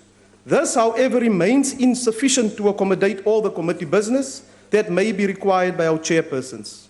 We have also implemented the efficiency measures, as I announced last year, in the areas of catering, advertisement, flights, and also ground transport during committee visits. We intend to continue implementing efficiency measures to ensure that the allocated resources are utilized effectively. We guarantee members and committees that the efficiency measures will not impact on oversight and the quality of support to committee work. Honourable members, the cooperation between the two houses are bearing fruit and is assisting in reducing duplication and costs. In the committee section, we are, however, still confronted with constraints, insufficient time for committee meetings, long hours of travel to and from the parliamentary villages, shortage of committee rooms with the associated high cost for hiring venues outside of Parliament, and then system breakdowns and inadequate infrastructure in some of the committee venues. The discussion, thus, Honourable Speaker, that you referred to, that must deal with the future location of Parliament needs to take place as soon as possible. Honourable Speaker, since its inception 3 years ago, the Parliamentary Budget Office has grown from strength to strength. The PBO provides outstanding support to the Finance and Appropriation Committees and other committees where required. Under the excellent leadership of the Executive Director, Professor Jayed, the PBO of this Parliament has established itself as the leading institution of this nature among world parliaments. The board of the PBO is in the process of considering an exchange program for members and staff with the German Bundestag to share experiences and best practice. We believe this will further strengthen financial oversight over money bills. In conclusion, Honourable Chairperson and members, I wish to extend a word of gratitude to all the chief whips of parties that we work with, my fellow presiding officers, parliamentary staff, and the staff in my office. I'd also like to express, Honourable Speaker, my gratitude to you for the continuous support and astute leadership. You know, Speaker, the Honourable Freni Janwala was the first Speaker, and you were the Deputy Speaker from 1999. You took over the reins very capably in 2004 as Speaker and continued until 2008, followed then by the Honourable Max Sisulu, the former Speaker. We are thus proud with the execution of your duties and the dignity and respect that you bring to this office. Thank you very much. Isikhulumo esilandelayo ngumhlonisha Kwankwa. Thank you very much, House Chair, honourable members. Mamu Speaker, kancede nilungisele into yabasebenzi torhwana. Mabangakhali isimbonono abantwana engathi abana mama bangawuyeki kule parliament. This budget vote occurs against the backdrop of the Constitutional Court judgment on Kandla, which confirmed our fears that the ideal of building a democratic parliament, that is the voice of the people, has been overtaken by the primacy of personal survival and the excesses of personal interest. This you did by protecting a man whose behavior is the very epitome of selfishness, brazen dishonesty, and greed. It should worry you, colleagues, that you did this with an absurd air of arrogance. This judgment also confirms that we have used this important pillar of our democracy to contrarian aims to subvert checks and balances on executive power, which is a serious dereliction of duty. In the words of Adam Smith from his book, The Theory of Moral Sentiments, our actions in this parliament have turned it into a place where the people see, and I quote, the people see the vices and the follies of the powerful much less despised than the poverty and the weakness of the poor and innocent, end quote. Amid this dispiriting situation, working together, we can find a way to get past these challenges and make Parliament work again. With all hands on deck, we can build a Parliament that is based on the promotion of values of human dignity, equality, non-racialism, non-sexism, and the supremacy of the Constitution. To achieve this, we have to try to remove the causes of mistrust and enmity between us. We also have to do away with the foolish political gallantry that erodes the credibility, the dignity, and the decorum of the House. Failure to do these things will cause our progeny to look at us with a profound sense of disappointment when they inherit this institution in future. Colleagues, if we call ourselves Democrats, we must behave like Democrats both in word and deed. We cannot be constitutionalists, for instance, when we win constitutional court cases, and immediately turn into recalcitrant crybabies when we lose impeachment attempts in this House on the basis of the very same Constitution. We may not like the outcome of the impeachment debate, but it too was an outcome of a democratic process which we must respect. So whether we like it or not, whether we choose to recognize him or not, President Zuma is still the President of South Africa on the basis of the very same Constitution. We therefore cannot call him Mr. or whatever else we want to call him because it constitutes to the degeneration of Parliament. Let me also hasten to add that it was extremely duplicitous of us to legitimize President Zuma on Wednesday last week by participating in the debate when some of us wanted airtime, only to canvass each other to delegitimize him on Thursday when there was no opportunity for airtime. It is either we recognize him or we don't recognize him. It can't be both. As a reminder of the important work that lies before us, I wish to quote Adam Smith again when he says, and I quote, "When the happiness or the misery of others depends in any respect upon our conduct, we dare not, as self-love might suggest to us, prefer the interest of one to that of many." I thank you very much. Thank you. We now invite Honorable Gina to take the debate forward.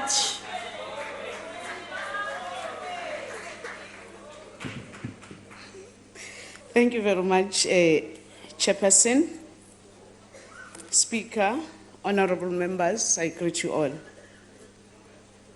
Let me open my contribution to the debate today, Honorable Chairperson, by borrowing the words from the revolutionary writer Frantz Fanon when he said, "The mobilization of the masses introduces into each person's consciousness the idea of common cause, of national destiny, and of a collective history."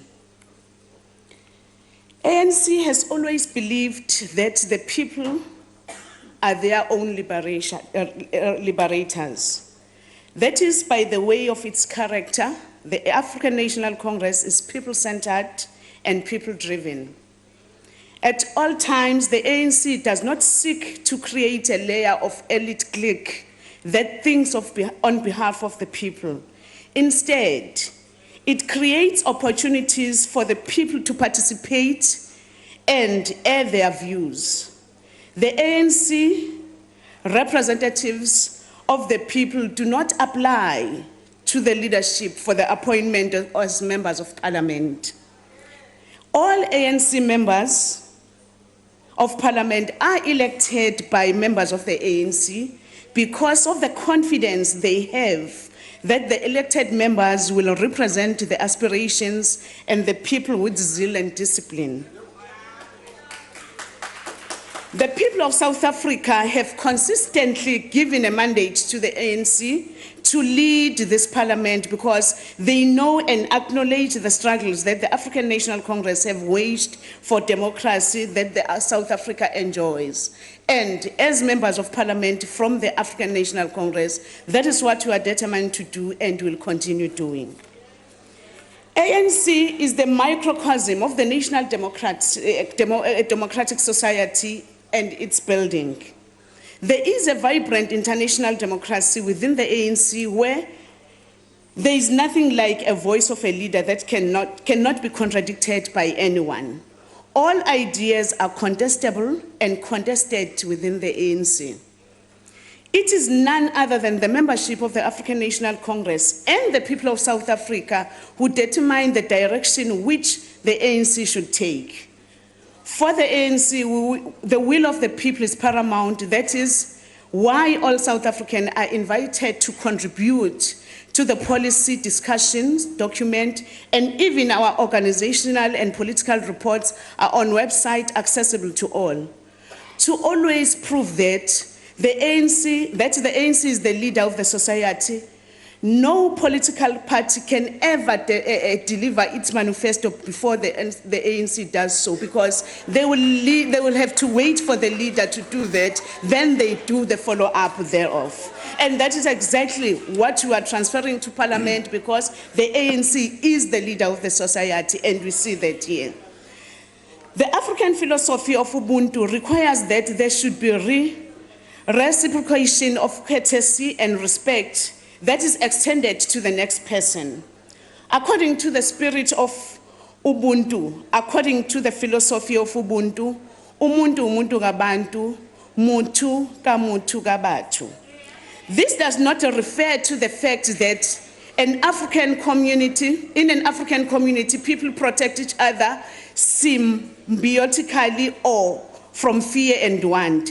The essence of Ubuntu is that human dignity is enhanced when fellow human beings do not demonize each other, when they do not violate each other's dignity, or in other words, human dignity is enhanced by reciprocal observation of values, ethics, and norms. It is sometimes a disgrace what we witness in this House, where some honorable members do not behave in an honorable manner. And that reminds me of the words by Mao Zedong. I quote, "A revolution is not a dinner party or writing an essay or painting a picture or doing embroidery." Okubuhlungu ke sihlalo kwalomhlangano ukuthi kulendlu ilobo esihlale sikubuka lokhu Mao Zedong akushoyo, where sibona abantu abaningi becabanga ukuthi mhlambe ukuba kulendlu ukuzodweba nje izithombe ngembala eminingi babona ukuthi kuzoba kuhle besukuma bememeza benza izinto eingafanele, but sikhongolose sithi yiloko esithi abantu abasikhethelanga ukuthi sizokwenza leyo nto, kodwa esingaqinisekisa abantu baseMzantsi Afrika sithi siyazi ukuthi abantu bayabona, siyazi ukuthi abantu bayakwazi ukuhlukanisa phakathi kwento enhle nembi, and yiloko esibona kwenzeka njalo ukuthi la ukhula kufanele lisiphulwe lusuke khona, sizokubona abantu bakithi bekwenza lokho ukuze iParliament yabo iqhubeke ikwazi ukumela imfuno nezikhalo zabo. The members of the National Assembly are elected to represent the people and to ensure government by the people under the Constitution. It is the view of the ANC that Parliament represents what is said in the Freedom Charter, that the people shall govern. Therefore, we have a clear constitutional mandate that makes it a point that the people of South Africa govern their country. It is clear that there should be a balance between representative and participatory democracy. In other words, our democracy is not complete when honorable members of this august House represent the aspirations of their constituency. Our democracy is only perfected when the people participate in making the laws that regulate their livelihoods. If we take a leaf from Fanon, then it becomes clear that the nation building and social cohesion are a consequence of involving the masses of our people in the governance to forge the common national destiny. Therefore, facilitating meaningful public involvement is not an activity, but it is a mission of us all as members of the National Assembly. It is a necessary element in building the capable democratic state on our way to the national democratic society. The people are their own liberators, and involving themselves when binding decisions that will have an altering effect on their lives are taken reinforces their human dignity. It is a good story to tell that this Parliament continues to do that.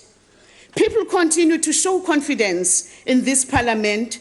We can attest to that by the number of petitions this Parliament is receiving, the level of participation when we go out for public hearings, the submissions and contributions we receive from various organizations and ordinary people of South Africa. Indeed, we represent the interest of the people as this Parliament.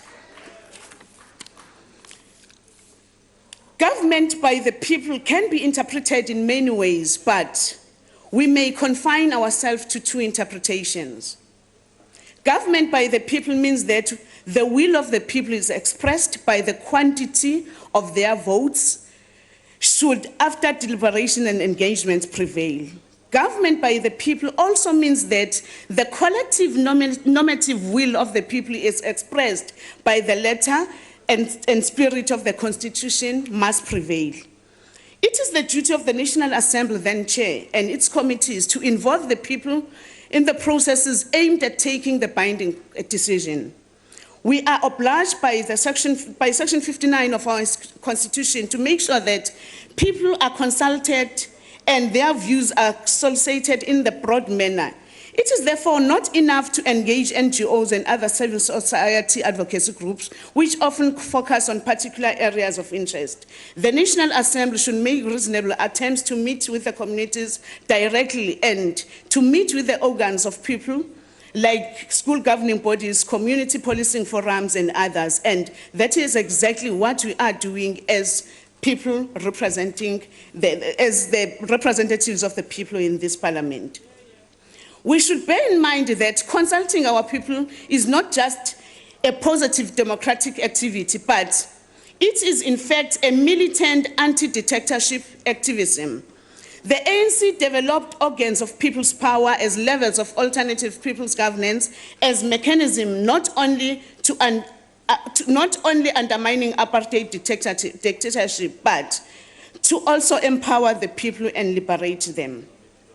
Chairperson, direct consultation of our people flows from Ubuntu values and reinforces not only our collective humanity, but also our individual human dignity. Apartheid was declared a crime against humanity, not only because of its overt physical brutality, but mainly because of its representation of the will of the majority and general, and the Africans of the majority and the Africans, more especially women bearing the harshest blunt of triple oppressions. That is why we are proud as members of this Parliament to say this is the Parliament that we are talking about, where a number of laws that aimed at freeing the women from all these oppressions in the country have been passed, and we are also committed to continue doing that, to make sure that all the people of South Africa enjoy the life, the freedom that they fought for.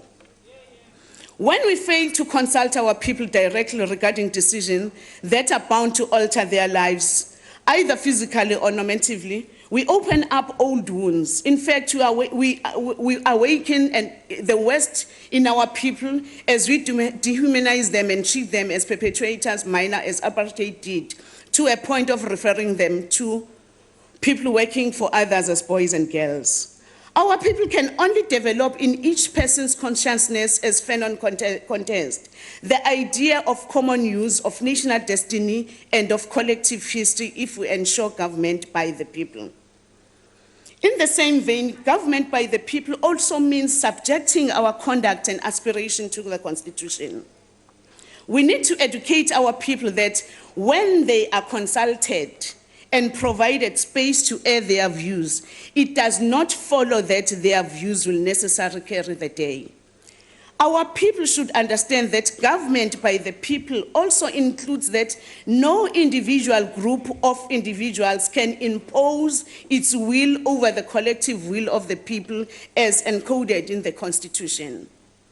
And that is exactly the duty of the members of Parliament, Honourable Chair, that we need to go all out to our constituencies so that once our people understand well what democracy means and what is it that we mean by public participation, we'll see less and less of the violent acts that we see.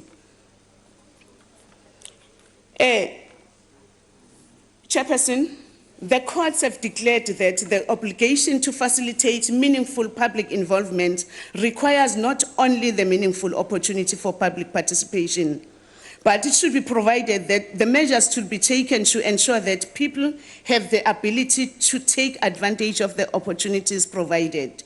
In other words, it is not enough to invite people to congregate in a venue which is reasonably accessible to them. The invitation must be preceded by preparing the people to engage meaningfully. Looking at the budget that we are discussing today, we are determined and we are confident as to say, this is what is going to be catering for. This is what this budget is going to make sure that this is People's Parliament where always and ever the doors will be open for the people to participate and make sure that their voices are heard and Parliament is taking them forward. This requires that all documents should not only reach the participant in time, but that the content of the documents be in a language that is accessible to the participant. Further to this, it is critical that the resource persons are dispatched to hold preparatory workshops with at least community representatives serving in the organs of people's power. The representatives should afford not only time to clarify themselves of the essence of the resource documents, but should be given a requisite support to prepare them for written submissions. Government by the people cannot be delinked from facilitation of the meaningful participation. Chairperson, at all times we should make clear the distinction between matters that are in the public interest and those that are interesting to the public. Let me repeat that. It is important to make a distinction between matters that are in the public interest and those that are interesting in the public. As we call for SNAP surveys here in Parliament, we should do so not driven by the sensationalism of issues that are trending on social media. We should call for debate on issues that are having a bearing on the improvement of the lives of our people.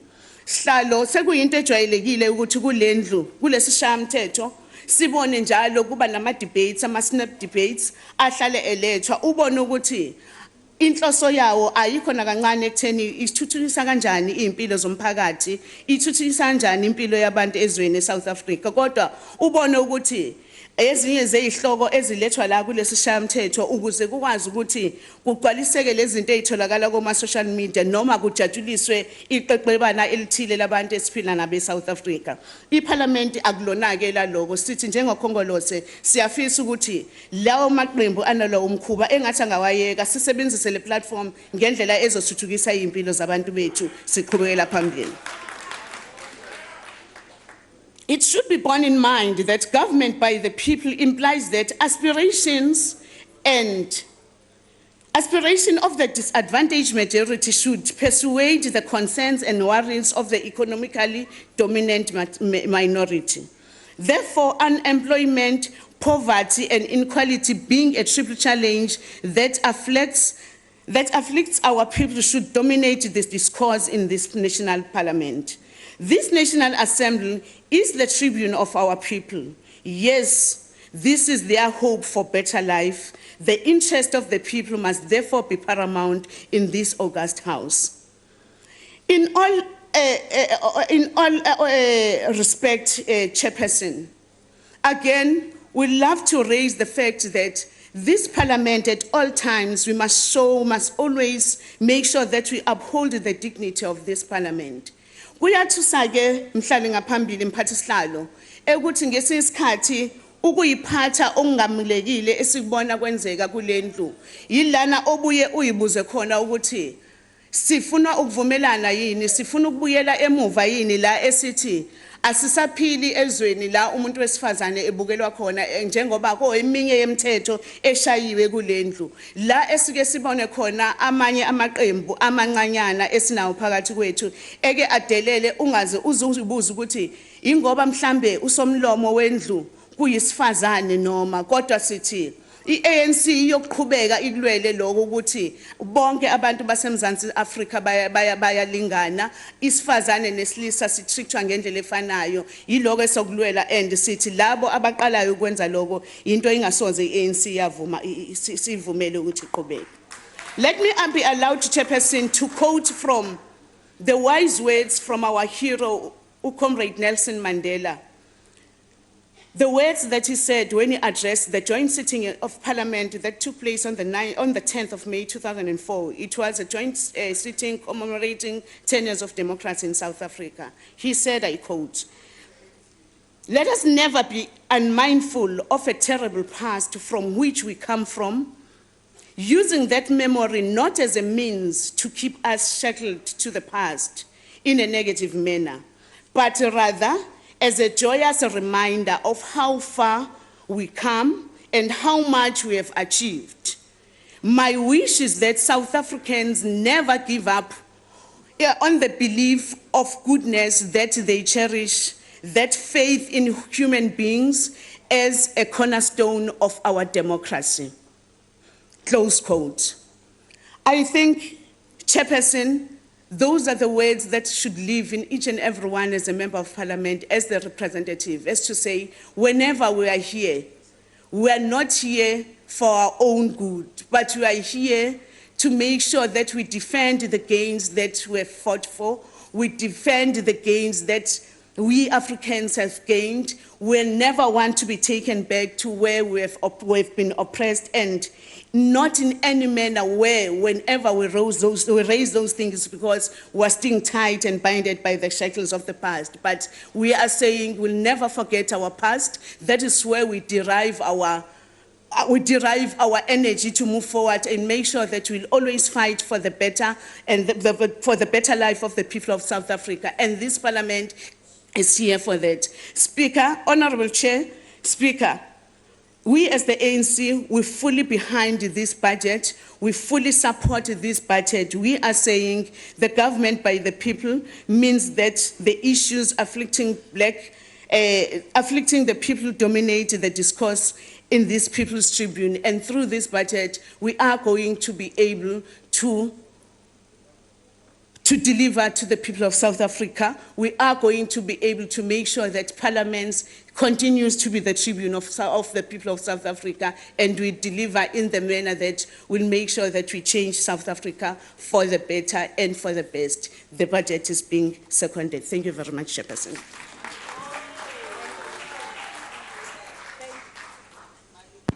Thank you, honorable members. We shall now take a 10-minute comfort break. The bells will be rung 5 minutes before. Thank you.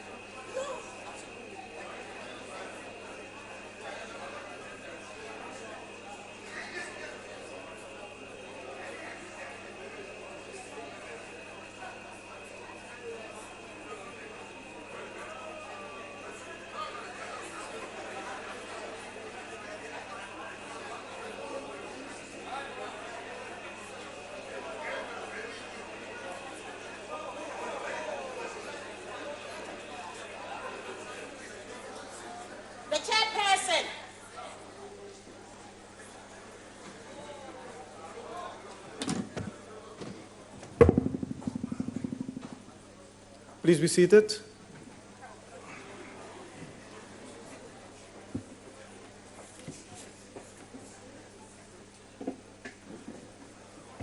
Honourable members, the next speaker is the Honourable the Deputy Speaker.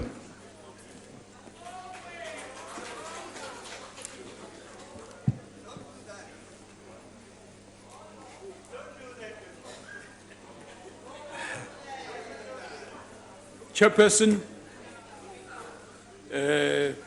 honourable members, thank you very much for this opportunity.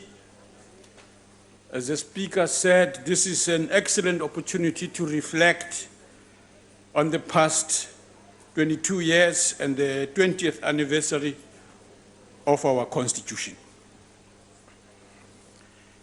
If it is correct that the changes that took place in 1994 and in 1996 constituted a radical departure from the previous political system,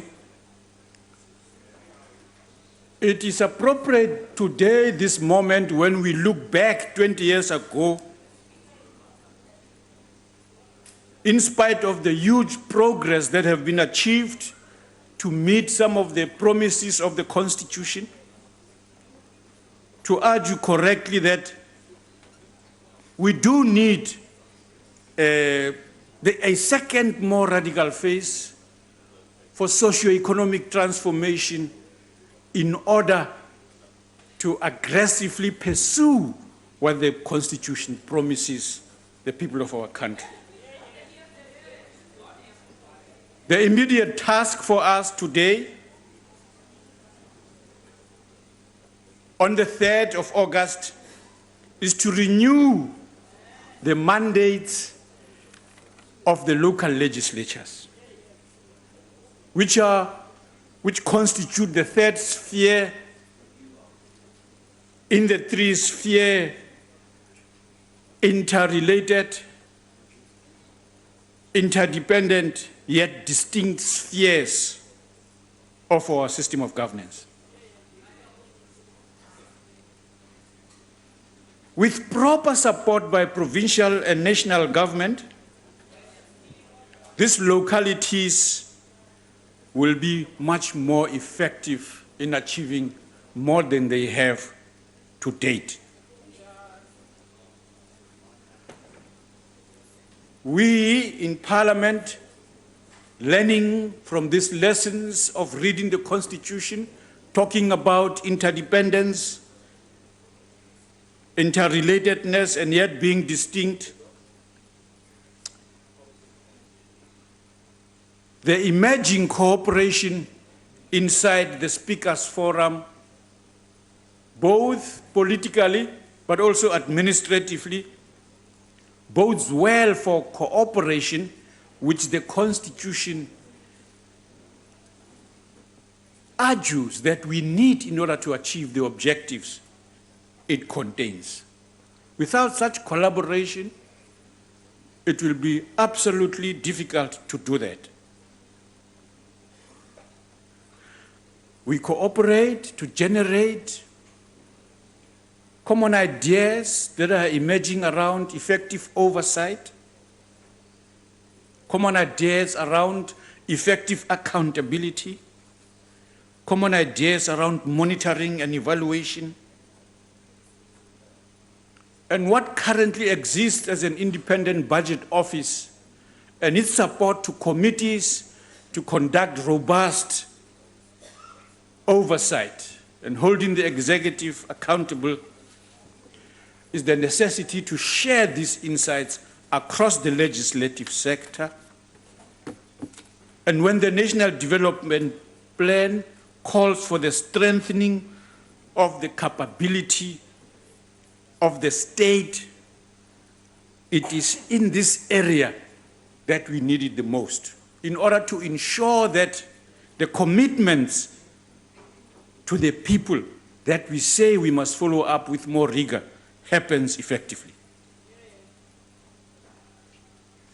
There is no doubt, honorable members, that the emerging impact of the legislature, in my opinion, of rigorous interaction and cooperation with the executive is leading towards the emergence, for example, not only of strengthening monitoring and evaluation inside government itself, but also inside the legislative sector.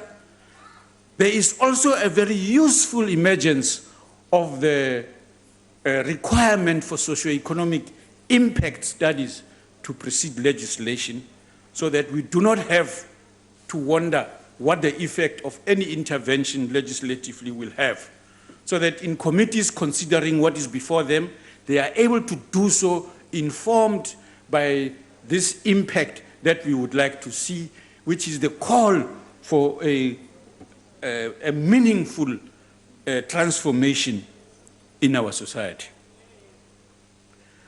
What are the challenges of democracy today in which Parliament is a critical role player?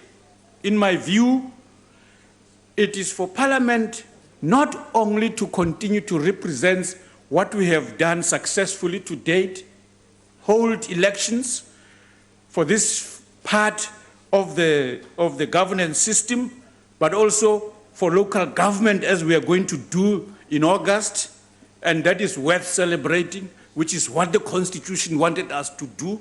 That we continue to do that is a measure of the contributions that I think Parliament can be proud that that is happening. The challenges include also the reality that many in our country remains not yet reached in order to lift them from the vagaries of poverty, inequality, and unemployment. It is when we reverse visibly the lived experiences of people in the farms, domestic workers, people in vulnerable industries, that we can talk about with even more proud that the impact which the Constitution had in mind is indeed taking place. Honorable members, we do not work in isolation from the rest of society. Our contributions are also in many instances, also in the public eyes, are mediated by the fourth sector, the media in its many manifestations and so on. And so one of the critical things we must continue to do, just as Parliament must come under serious scrutiny, so must the judiciary, the executive, the media. No single institutions in this society must go without scrutiny to look at whether in the manner in which they conduct themselves, they communicate, they practice the craft of journalism. They are doing so objectively, that indeed they are not managing down the perceptions of the achievement of democracy in general in their country in pursuit of a fast buck for the sale of a copy of Daily Sun or something like that. The fourth sector, it is crucial that we subject it to questions about its ability to respond to the challenges that we confront today as a democracy. We believe that the pursuit of freedom is also the pursuit of others to be informed objectively so that they can take meaningful decisions. The systems that Honorable Frolik has spoken to and the Speaker, that indeed Parliament is at the center and therefore needs to communicate effectively and efficiently, is in fact the necessity for what is happening in society as a whole. Consideration of the use of technologies must be done in a manner that does not only place us at the center of what is happening in the most advanced levels of the globe, which we are by value of our scientific institutions and technological institutions doing pretty well there. But also we must equally vigorously lift up and do away with illiteracy, including technological illiteracy, including amongst ourselves members, so that we can take more advantage of what is available by way of technology. The manner in which changes are taking place in this arena threaten to increase the inequality that we agree across the board that it is unacceptable. We mustn't allow the technological divide to be reinforced by our negligence or paying insufficient attention to those areas that affect the poorest, those who are not literate, but also those who have not had the benefit of education, which is what we have called one of our key priorities. It is when Parliament is able to drive that agenda effectively that we must transform the institutions globally that manages this, so that we are also able as a country, and the sovereignty that we value so much is not harmed by our unequal relationship with these institutions that control things. We must respond in the first place to claims of some that perhaps the manner in which Parliament does its work is not focusing sufficiently on the needs of the people. The budget votes that have been debated here, the agreement and disagreement on the contents of those budget votes are precisely what the Constitution envisaged should happen. That none of those must be allocated without subjection to debate and scrutiny, so that the people's needs that are intended to be addressed by those budget votes are indeed addressed, and that on an ongoing basis we are able to assess the effectiveness of that, not only us as Parliament and our related institutions in the institutions that support democracy. The Speaker pointed out a process underway of dialogue and engagement with these institutions, and one of those institutions is the IEC, whose integrity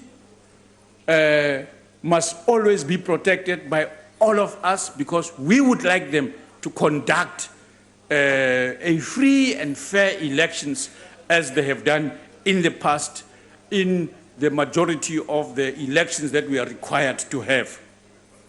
And so it is this responsibility that as Parliament, in support of these Chapter 9 institutions, that we should not allow our exaggeration and in some instances problems, genuine problems, in such a manner that we undermine the legitimacy of an election management body. If we do that, we know this is part of a strategy of others who would like to undermine the democratic foundations of the society that we have, such as in our country, in pursuit of the short-sighted interest to influence illegitimately the processes in our countries. It is our responsibility to protect them, the integrity of that institution and all the others, so that the effectiveness has no question. Chairperson, in pointing out the challenges that we face, the running of Parliament as a premier institution in our country, the third arm of the states, the management of the political relationship in Parliament is a critical one, which we must do at all times effectively, but so is the management of the staff and the management, so that the support we get is a first-class support that we get. In order to do that, the engagement of the political leadership, the executive, of the Speaker and Chairperson, including the Secretary, with the leadership of the trade union movement, is intended to achieve that objective. That the capacity building that we are doing for members, and we are very proud about those of you members who have graduated systematically over programs we are running with many universities in our country. The same approach to capacity building for staff is a necessary one to increase this, including general issues that are under discussion with workers and staff and management in this institution. We have confidence in our ability collectively to address those problems. It is appropriate to conclude, in a sense, that our interaction, Madam Speaker, Chairperson,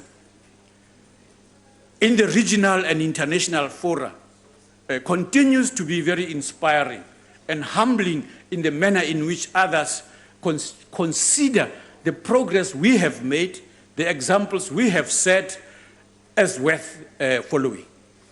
And therefore, our continuing support and solidarity with those countries and people who continue to live under unacceptable political and geopolitical stress, such as in Palestine and elsewhere, it is absolutely proud that Parliament played an important role, continues to do so in other places, and partly resolve some of those, such as in Cuba.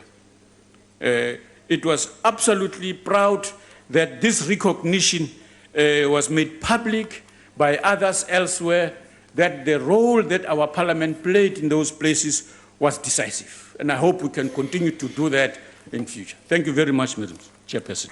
Thank you, Honourable Deputy Speaker. The next speaker is Honourable Mulder.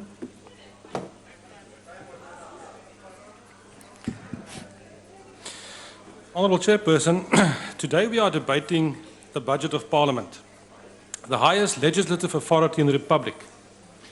Now, the Speaker is the head of the legislative branch of the state. In that respect, she's on the same level as the Deputy President and the Chief Justice. Parliament is a cornerstone of our democracy, but I'm sorry to say, as we debate today, the image of Parliament is in tatters. In my 28 years in Parliament, I can safely say that the level of debates, the interactions between members and political parties have never been at such a low level as that we have now. No doubt, no doubt, no doubt. We have become the laughing stock of ordinary South African citizens. The member who is crying about the apartheid parliament, there's your Deputy Minister of Sport. Tell him as well, okay? So wake up, wake up. The problem is our parliament has become the laughing stock of South Africa and the citizens out there. And it's not the fault of the good officials that work here. No, how embarrassing must it be for the officials to say, I am working at Parliament. No, the fault is somewhere else.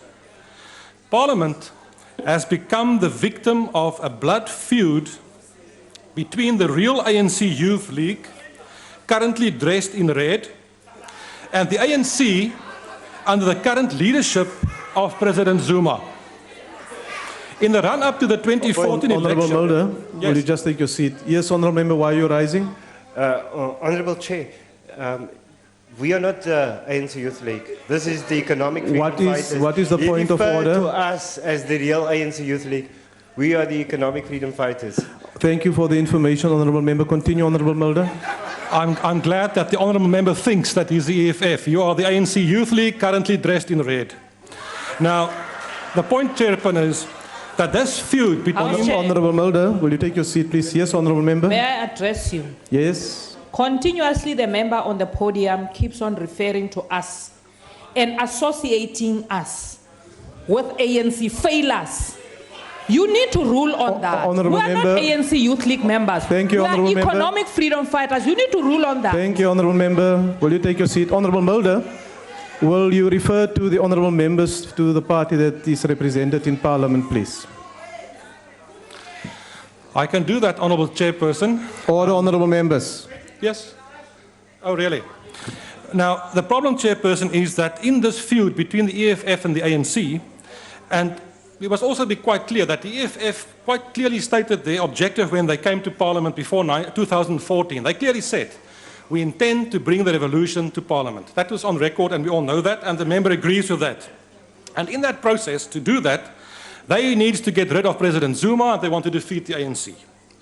Now, in reaction to that, the ANC decided, obviously, to do everything in their power to protect the Honourable President and to protect the ANC. But the problem is this.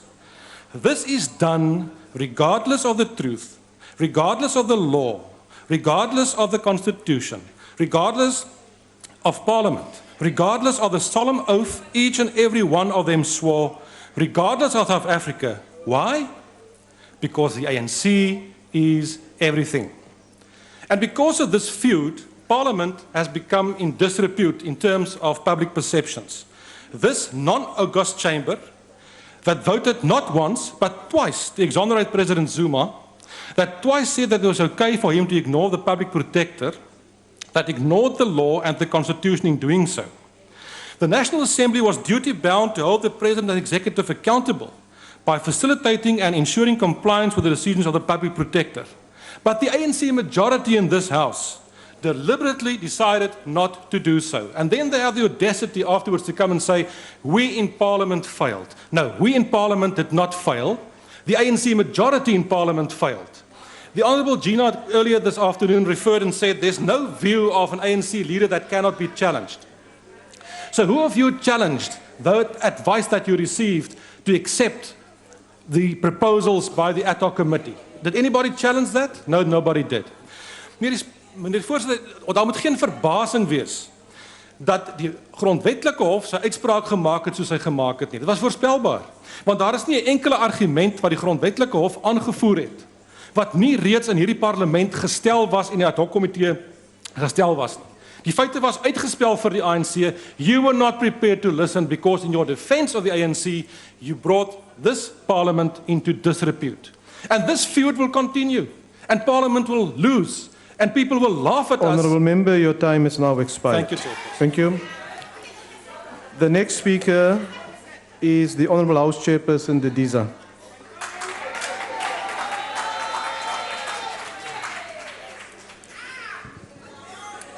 Honourable House Chairperson Frolick, Madam Speaker, members of the Executive present, honourable members.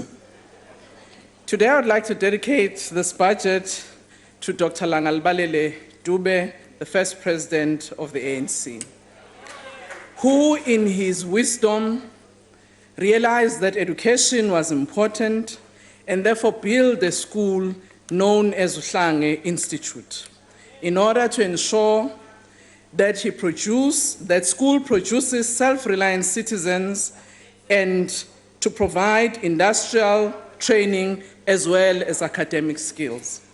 I stand here today as one of those learners who went through that school. Together with many zebras, we have decided to contribute towards the rebuilding of that school. And I would like to thank some members who, even if they might not have gone through Ohlange, but to the neighboring schools in Guamashu, for instance, such as Sibonelo and others, who have continued to participate and assist us. And among those is our Madam Speaker, Baleka Mbete. We are happy because that ideal was not only for those citizens of Inanda, but it was an ideal that was shared by many South Africans who even today, I'm sure, would appreciate the role of education in our society. The transformation of our society is still in progress. It requires, therefore, that we should be better prepared to deal with the new challenges that we face in this journey. Honourable members, 22 years on, it is important to acknowledge that governance remains ever complex. President Mandela, addressing the ANC Congress in Mafeking in 1997, made this following observation, I quote, "Our experience of democracy over the last 3 years also points to the fact that we still have to address adequately a number of the problems that are relevant to the very character of this democracy. One of these is the practice of the concept expressed in the Freedom Charter in the words, the people shall govern, and more recently in the concept of a people-driven process of change, close quote. It can be argued that President Mandela's observation then on the complexity of governance remains relevant to this day. On one hand, as representatives of the people, we are here true to what those many South Africans who love democracy proclaimed in Kliptown in 1955, that the people shall govern.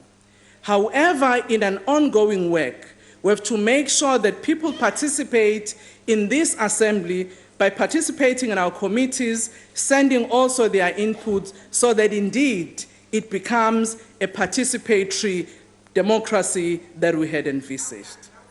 Some of these complexities is about building a nation after so many years of entrenched division perpetuated by the system of apartheid. This can be seen in our public discourses that frown upon measures that seek to transform our society. One of them, if I may quote, is the letter to the editor of the Daily Maverick by Dr. Hughes from UCT, which illustrates some of the challenges that this society faced. He had this to say in response to the struggles of the students, those who were known as the Rhodes Must Fall.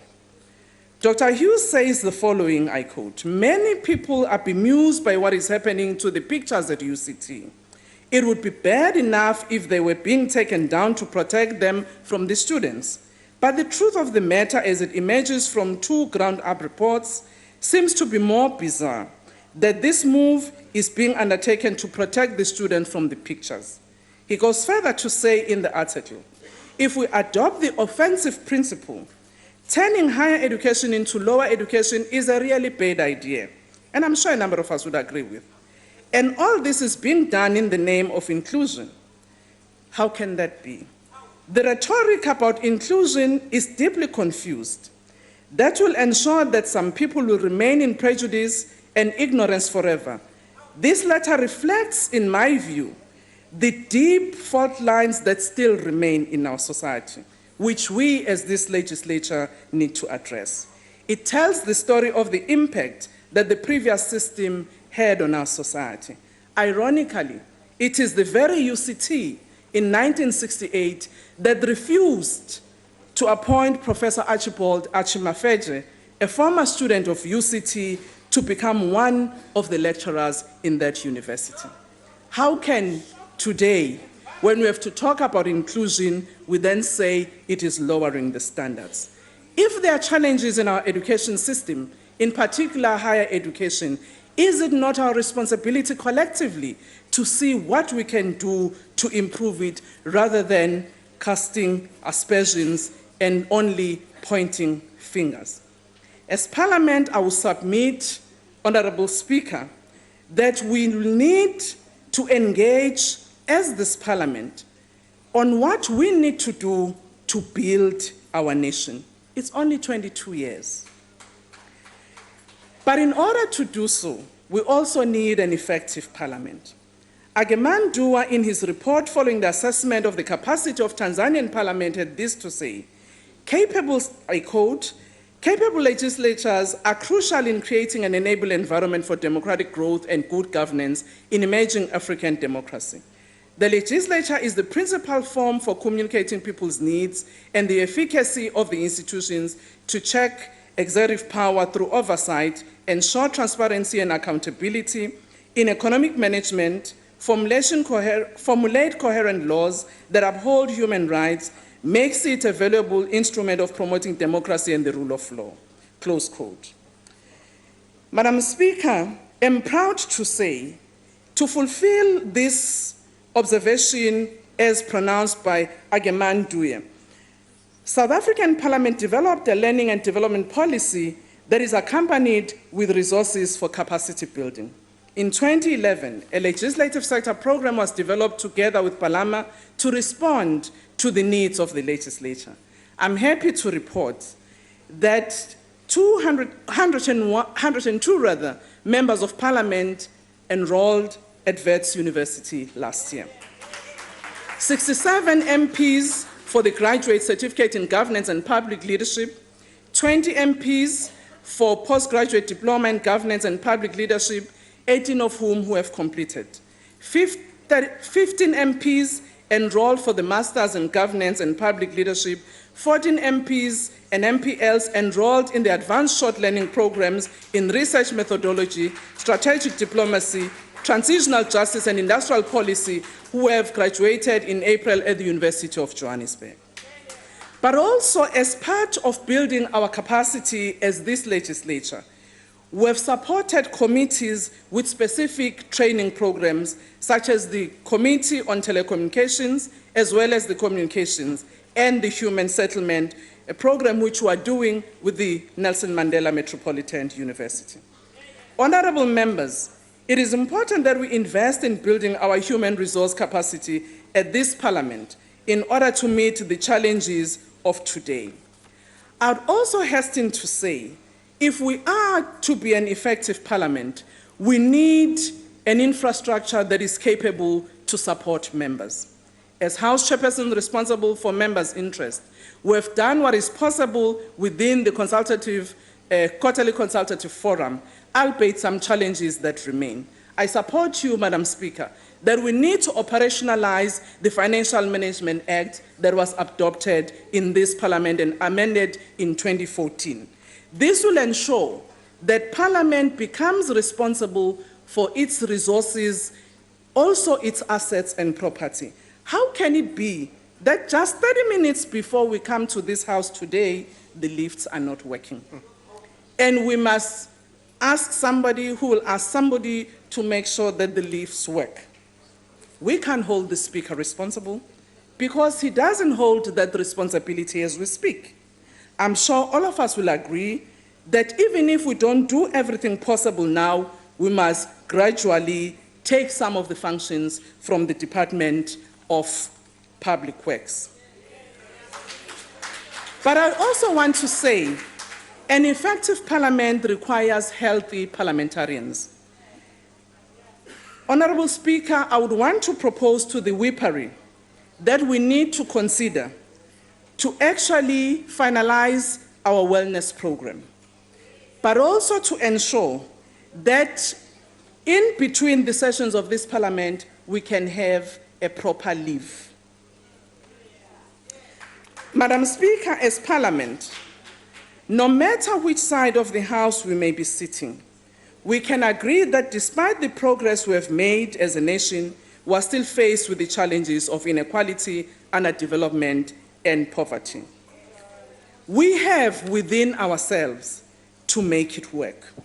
We have a history that has shown that if collectively we work together, we can make a difference. And I'm sure, as I conclude, you will all agree with me that, difficult as it may be, we have had a robust House with some little challenges which we need to sort out. And listening to the debates today, it seems we're all committed to find a lasting solution that will make this House effective. In conclusion, I would like to thank Madam Speaker for your leadership, guidance, and support, the Deputy Speaker and fellow House Chairperson, and the entire staff of the Speaker's office. I would like to thank the Secretary and his staff who has been able to work with me in the Office of the Member's Interest to make sure that even when members don't have tickets to fly, we can find some mechanisms for them to do so. Ngibonge ke sihlalo, nginibonge nani noma nihlupha nje kancane kodwa hayi ibandla siyasebenzisana. Thank you, Honourable Member. The next speaker is the Honourable Swart. Thank you, Chairperson.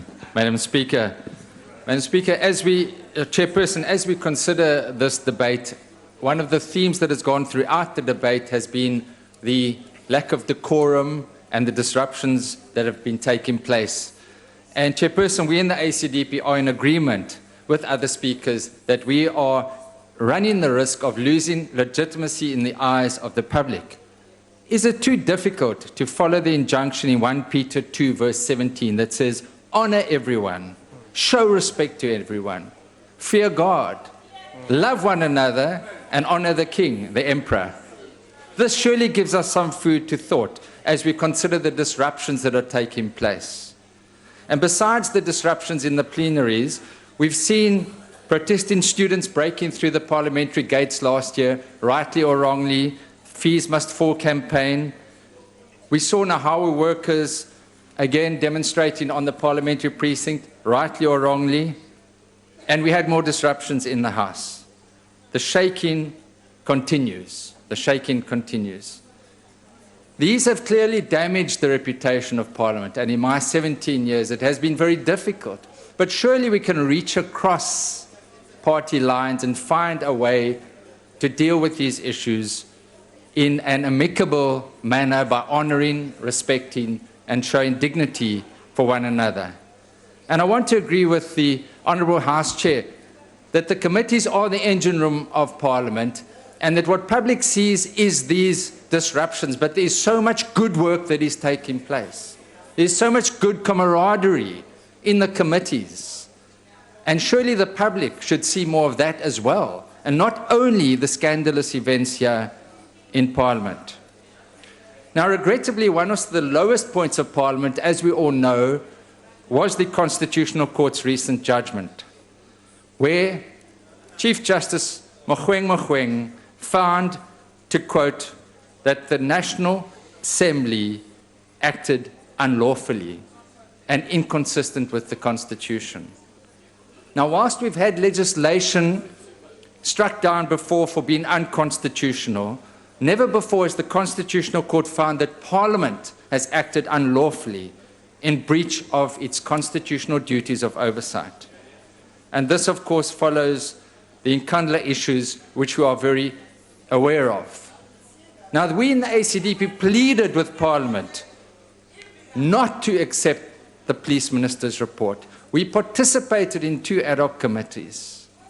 We said, remember what I said at the end of last year. I said, the truth will set you free. Say no to the police report. And I also said, if you accept this police report, don't let us have the situation where the courts will instruct Parliament what to do. It was exactly what has happened. It was straightforward legal advice that we offered, but that was not accepted. So regrettably, we now sit in a situation where the Constitutional Court has found Parliament to have acted unlawfully. And Madam Speaker, I'm grateful that you are taking steps to address that issue and that we can find out a way that this never happens again. Because clearly, many ANC members were left with egg on your face when the Honourable President conceded the point before the court heard the matter. The point was conceded, and that was the advice we gave you from the word go in the committees.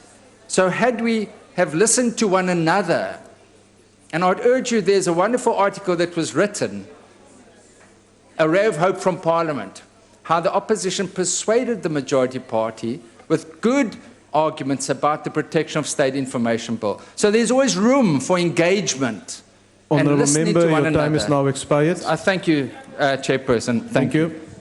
The next speaker is the Honourable House Chairperson Boroto.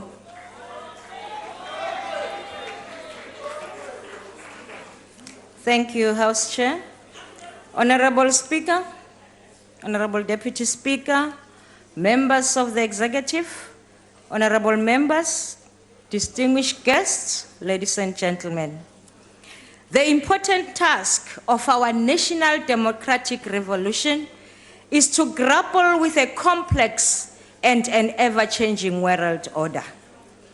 Our vision is to create a better South Africa in a better Africa and a just world. The role of Parliament is to exemplify South Africa's values, its constitutional role, and its achievement and the political culture. Parliament conducts its international participation through bilateralism and multilateralism. The main objective is to consolidate and strengthen the role of Parliament in international relations to democratize the global system of governance. Honourable members, in line with the Freedom Charter, which states that there shall be peace and friendship, the ANC has always and continues to utilize international relations to form friendships and work towards peace in the continent and the world at large.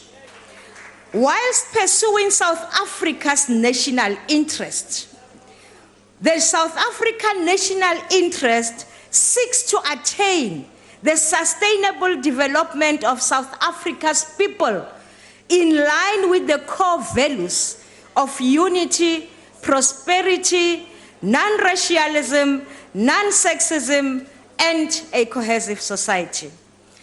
Honorable members, through its participation in the bilateral and multilateral engagement, the South African Parliament has steadfastly balanced its international gains against the national interest.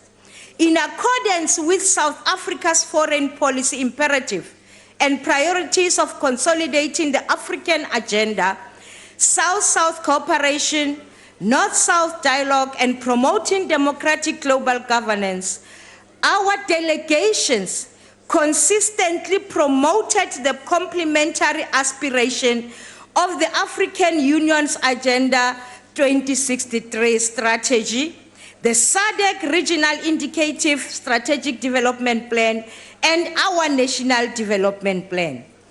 And I must state and thank all the delegation to multilateral forums for representing Parliament and not individual parties. Honorable members, parliamentary engagement in bilateral relations are premised on the need to strengthen bilateral relations for strategic reasons and to initiate contact with other parliaments with the purpose to reinforce democratic values and ideals, promote and protect human rights, promote gender justice, and to uphold the international law.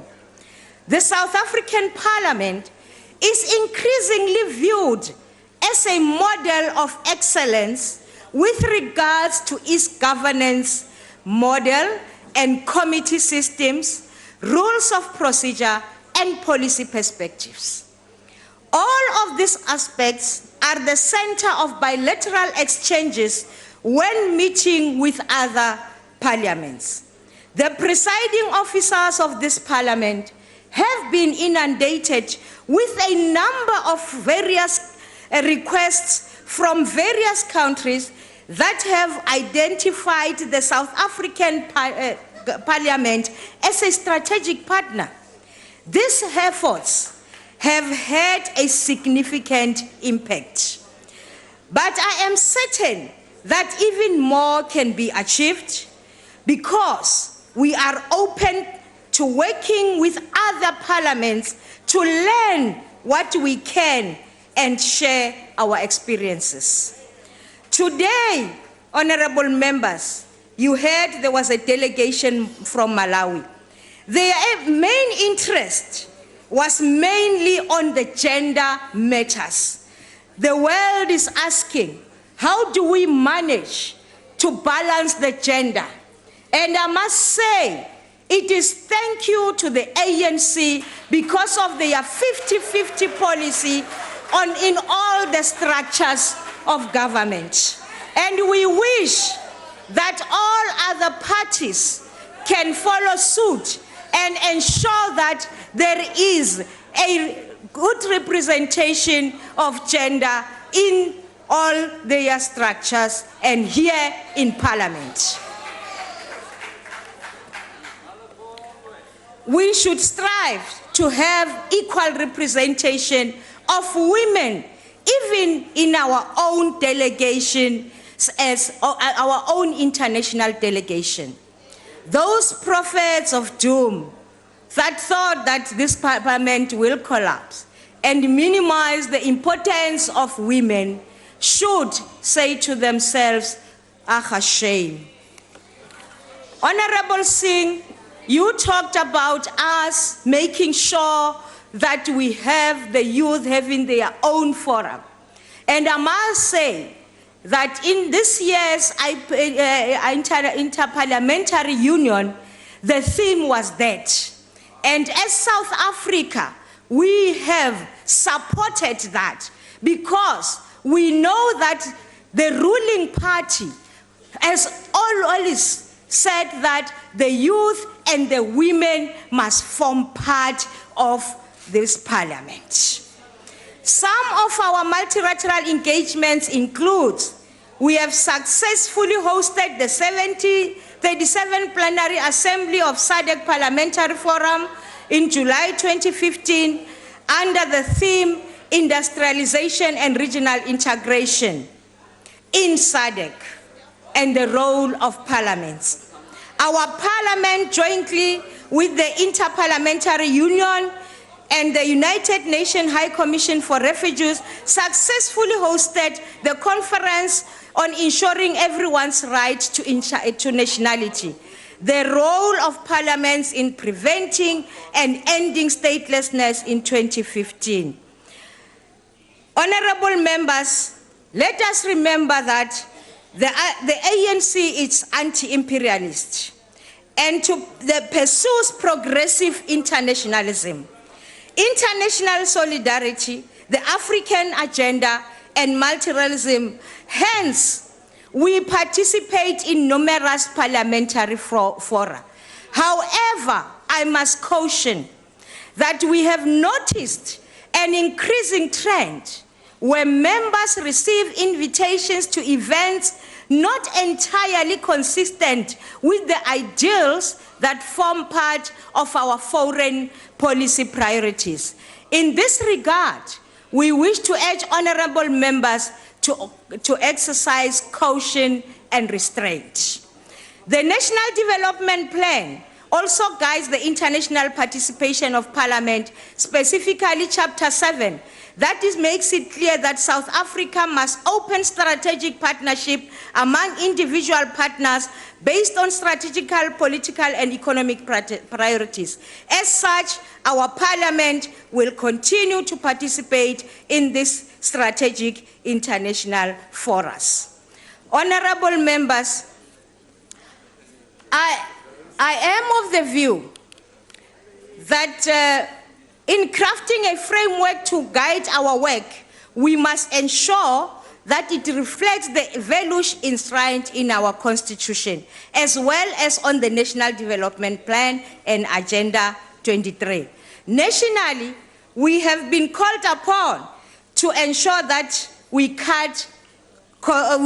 consider cost-cutting measures, as it was echoed during the 2016 budget speech by Minister Gordon. And as the PGIR, we are now busy developing a document that will assist the international delegations in this regard.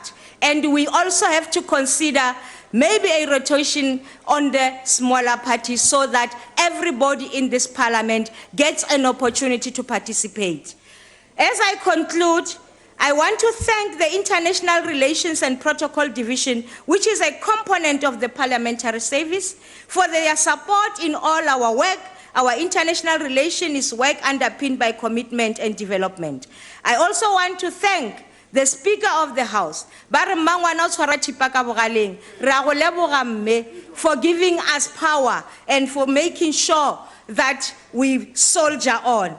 Lastly, again, I just want to thank members of the PGIR for their support and the advice that they always give us. Not forgetting the women in my office, Jill and Eunice, bao ba dirang gore ke phele ke khanya jwale ka naledi. Ke a le leboga. Thank you, Honorable House Chairperson. Honorable Waters.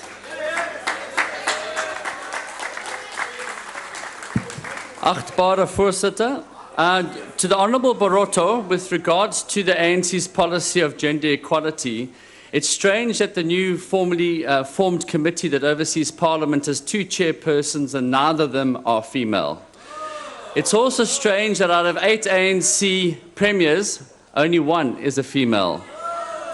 And also one has to ask why after 100 years you have not had 1 single female leader of the ANC. To the Honourable Mdakani, with regards to your criticism of our open opportunity society policy, where you say it perpetuates an unequal society.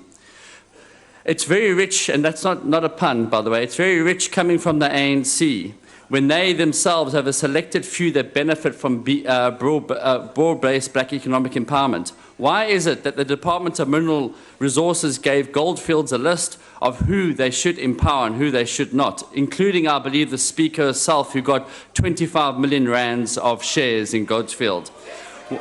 And if you want to talk about a capital monopoly, go speak to your deputy leader. He's got billions and billions in the bank. It's also rich coming from a party whose economic policies has resulted in 9 million people during the unemployment queue. Your policies have destructed the manufacturing sectors in this country, in particular steel. And why is it that you would rather use cheap Chinese steel imports for government contracts and construction than use our own locally made steel? This policy has led to the destruction of the steel industry here. Chairperson, when Mr. Khaleb Kachalia announced that he was the mayoral candidate for the Ekurhuleni Metro, he said something profound, and I quote, "I did not leave the ANC left me," close quote. And what has brought this home more than anything else has been the conduct of many of the ANC MPs during this budget process. The ANC shows its true colours when it is backed into a corner through facts that highlight their dismal service delivery failures, often resorting to vile race-based attacks.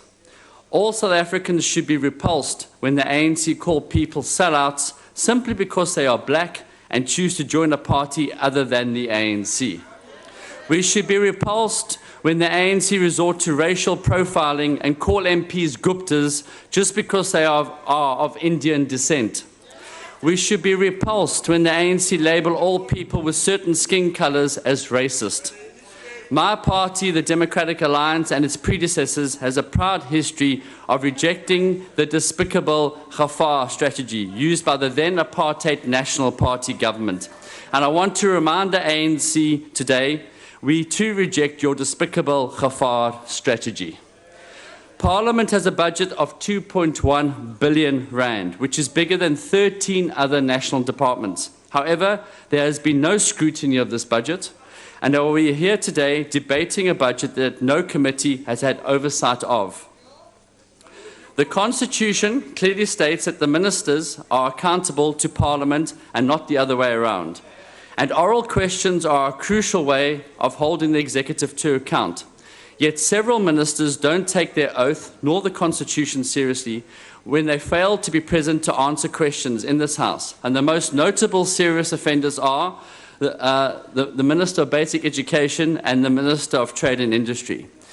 And when it comes to written questions, the Fifth Parliament has experienced an unprecedented number of non-replies by members of the executive.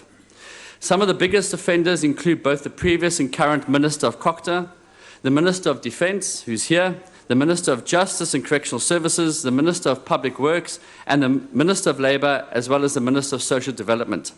In a bizarre reply to a written question in which I asked why previous questions had not been answered and why a specific tender had not been a contract had not been put out to tender, the Minister of Social Development stated the following, and I quote, "I will only answer questions that are dear and not corridor gossip, brought by uninformed and disgruntled officials who spy with a member of the opposition." She went on to say, "Furthermore, we are aware that the investigation meeting with the officials that had something to do with parliamentary work. I therefore appeal to members to report their visits to ministerial offices, for we have nothing to hide. They can have access to our officials at any given time. For the honourable member, the two officials have approached me and confessed to meeting the honourable member and have since approached for their devious acts." Close quote. You couldn't make this up even if you tried. And if it were not such a serious matter, it would actually be quite funny, this reply. I see the honourable member's not here. Maybe she's trying to sort out the skeletons in her closet. The executive's continued evasion is depriving South Africans of answers to issues that matter to them, such as service delivery and jobs. The ANC government owes this institution and the people it is mandated to serve transparent and timeous responses.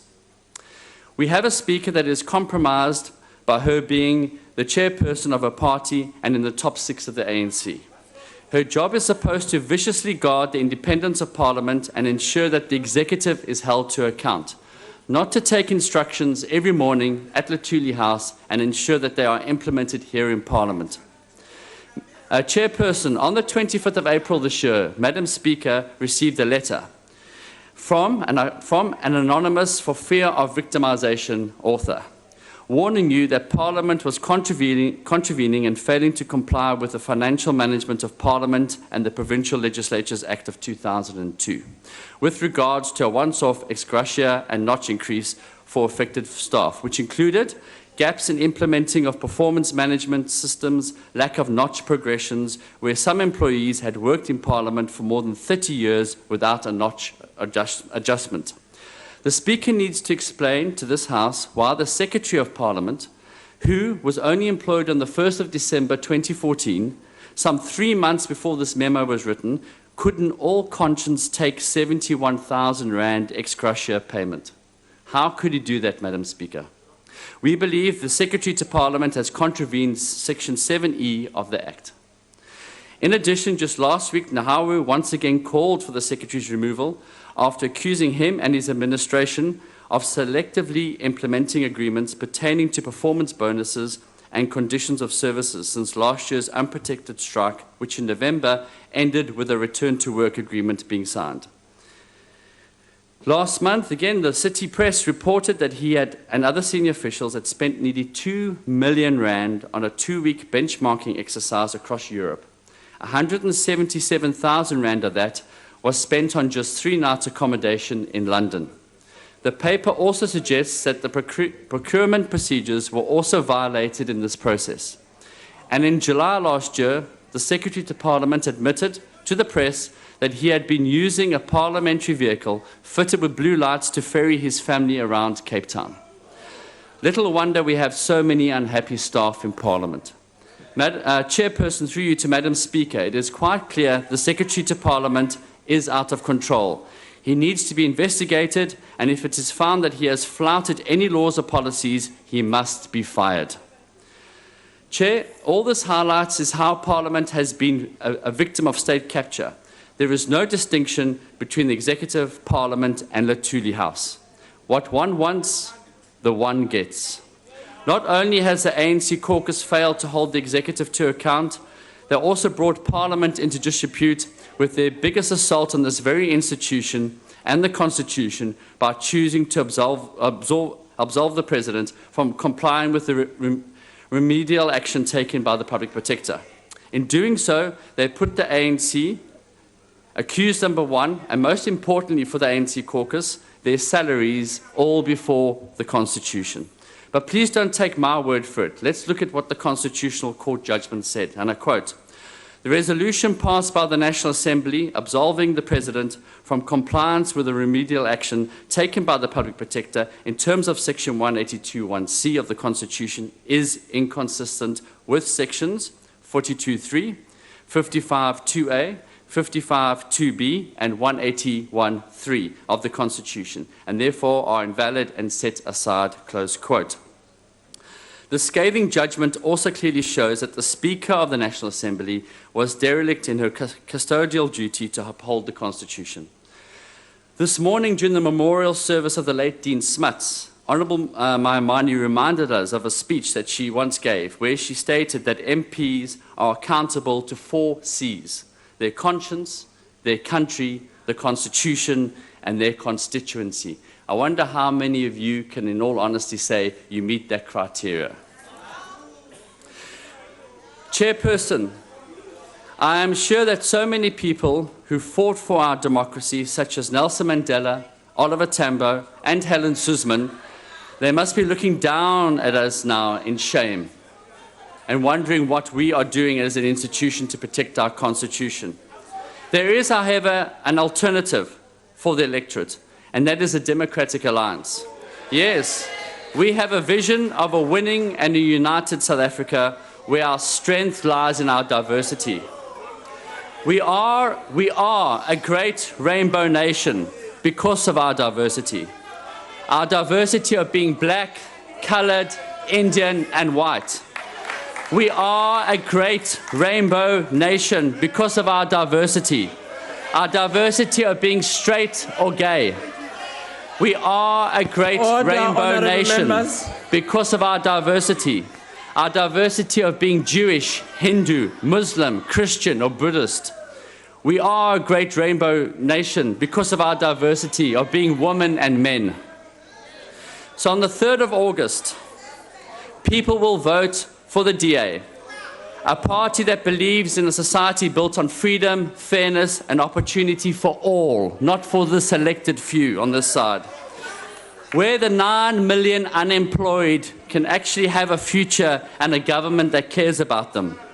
And I wonder, when people are queuing up to vote and changing their votes to the Democratic Alliance, how many of them will be saying, I did not leave the ANC left me. Thank you very much. Kia ora bocha. Honorable Vincent Smith.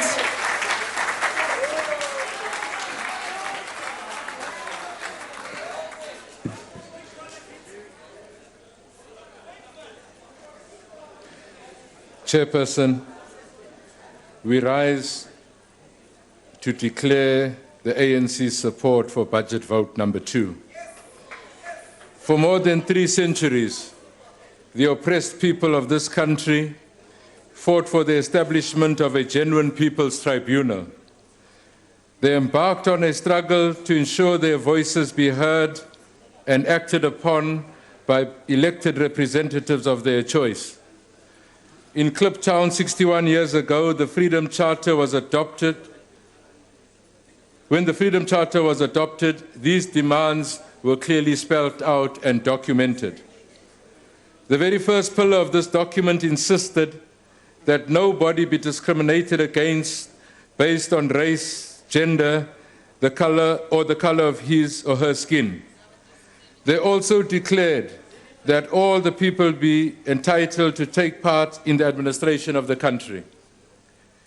They call for all bodies of minority rule, advisory boards, councils and authorities to be replaced by democratic organs of self-government.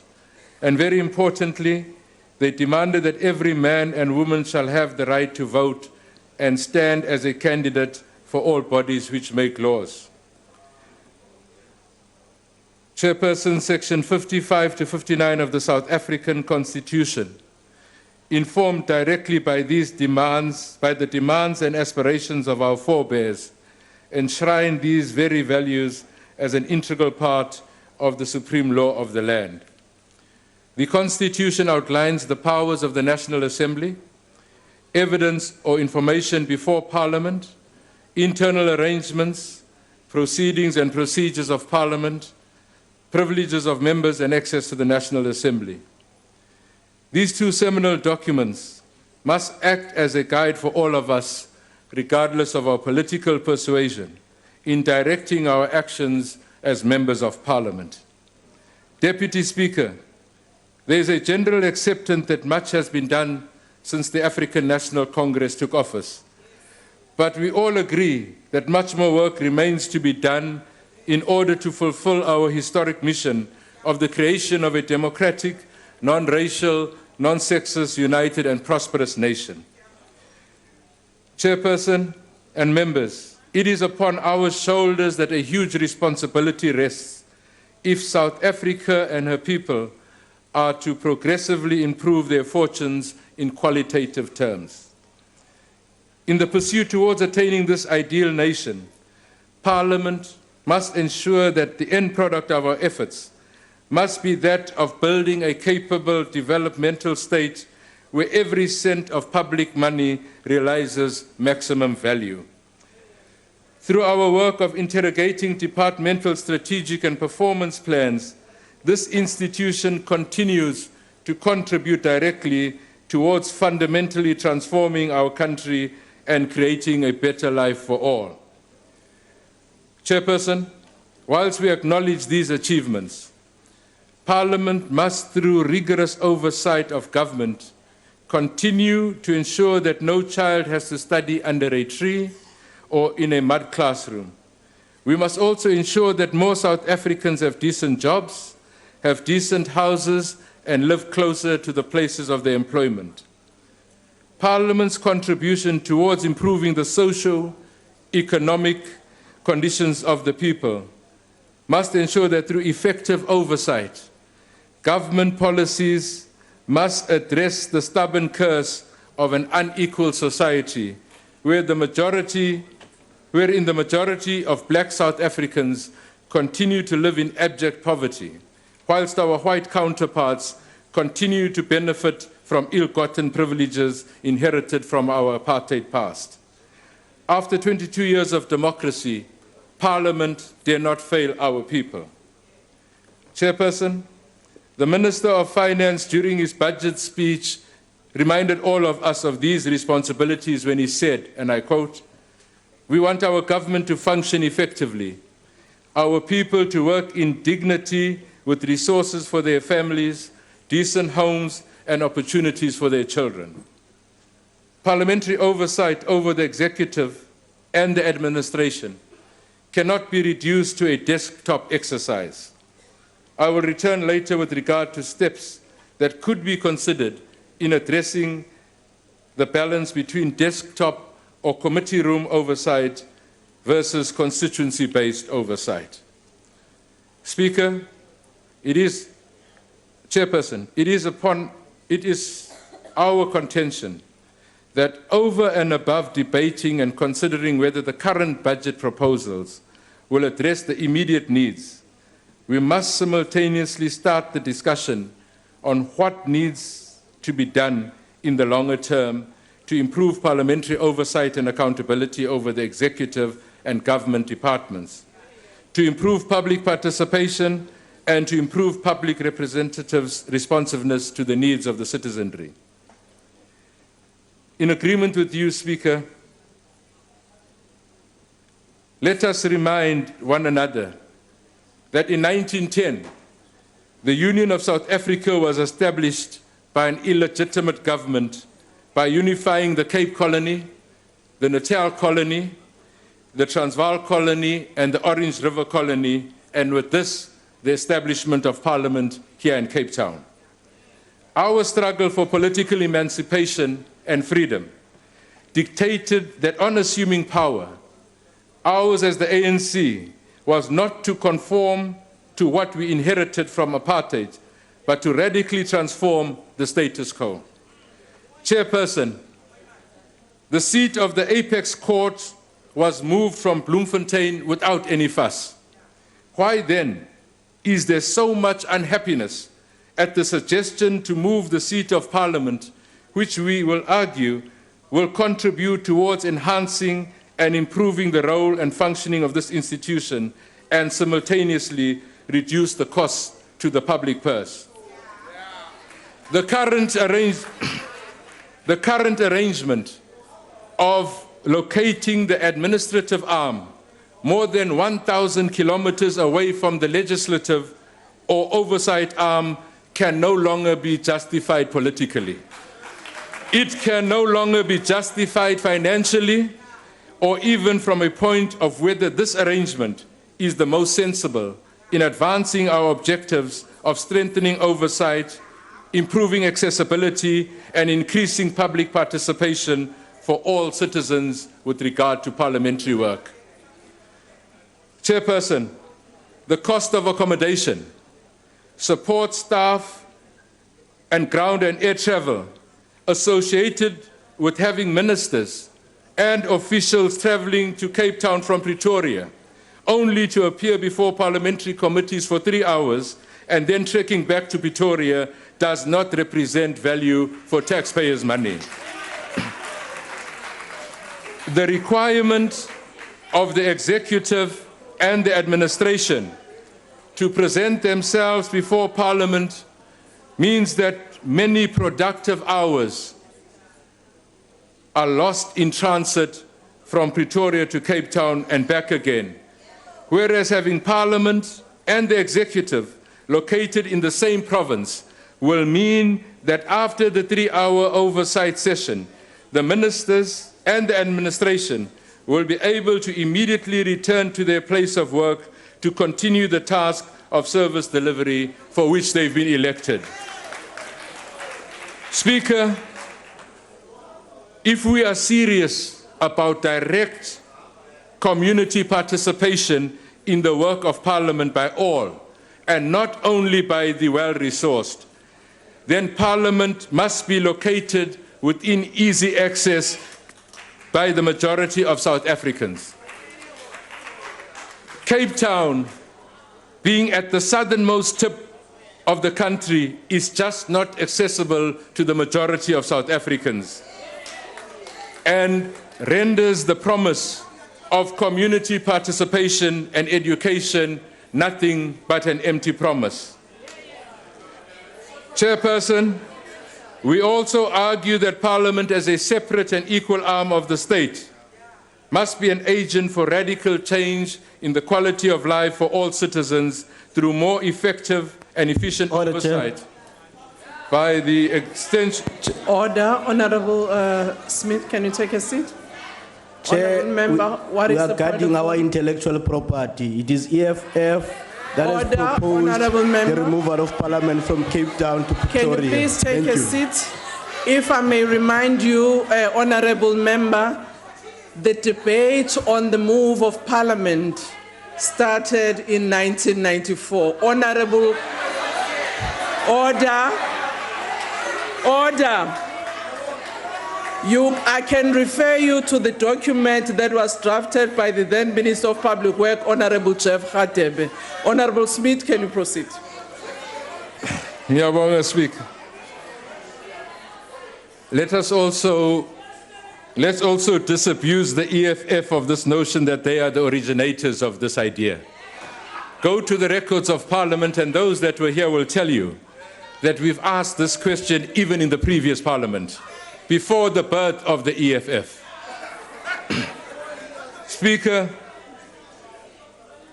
we also argue that Parliament, as a separate but equal arm of the state, must be the agent of radical change in the quality of life for all citizens through more effective and efficient oversight, and by extension, realize the dream of a better life for all. And in so doing, continue to inspire hope to many that tomorrow will be better than today. Speaker, it is our view that the sooner we finalize the relocation of Parliament, the better. Turning to the current budget proposal, let us acknowledge with gratitude that the budget expenditure proposals for Vote 2 go a long way towards facilitating improved oversight, increased public participation, increased participation in international forums, improved levels of service rendered to members of Parliament, and improved and better ITC systems.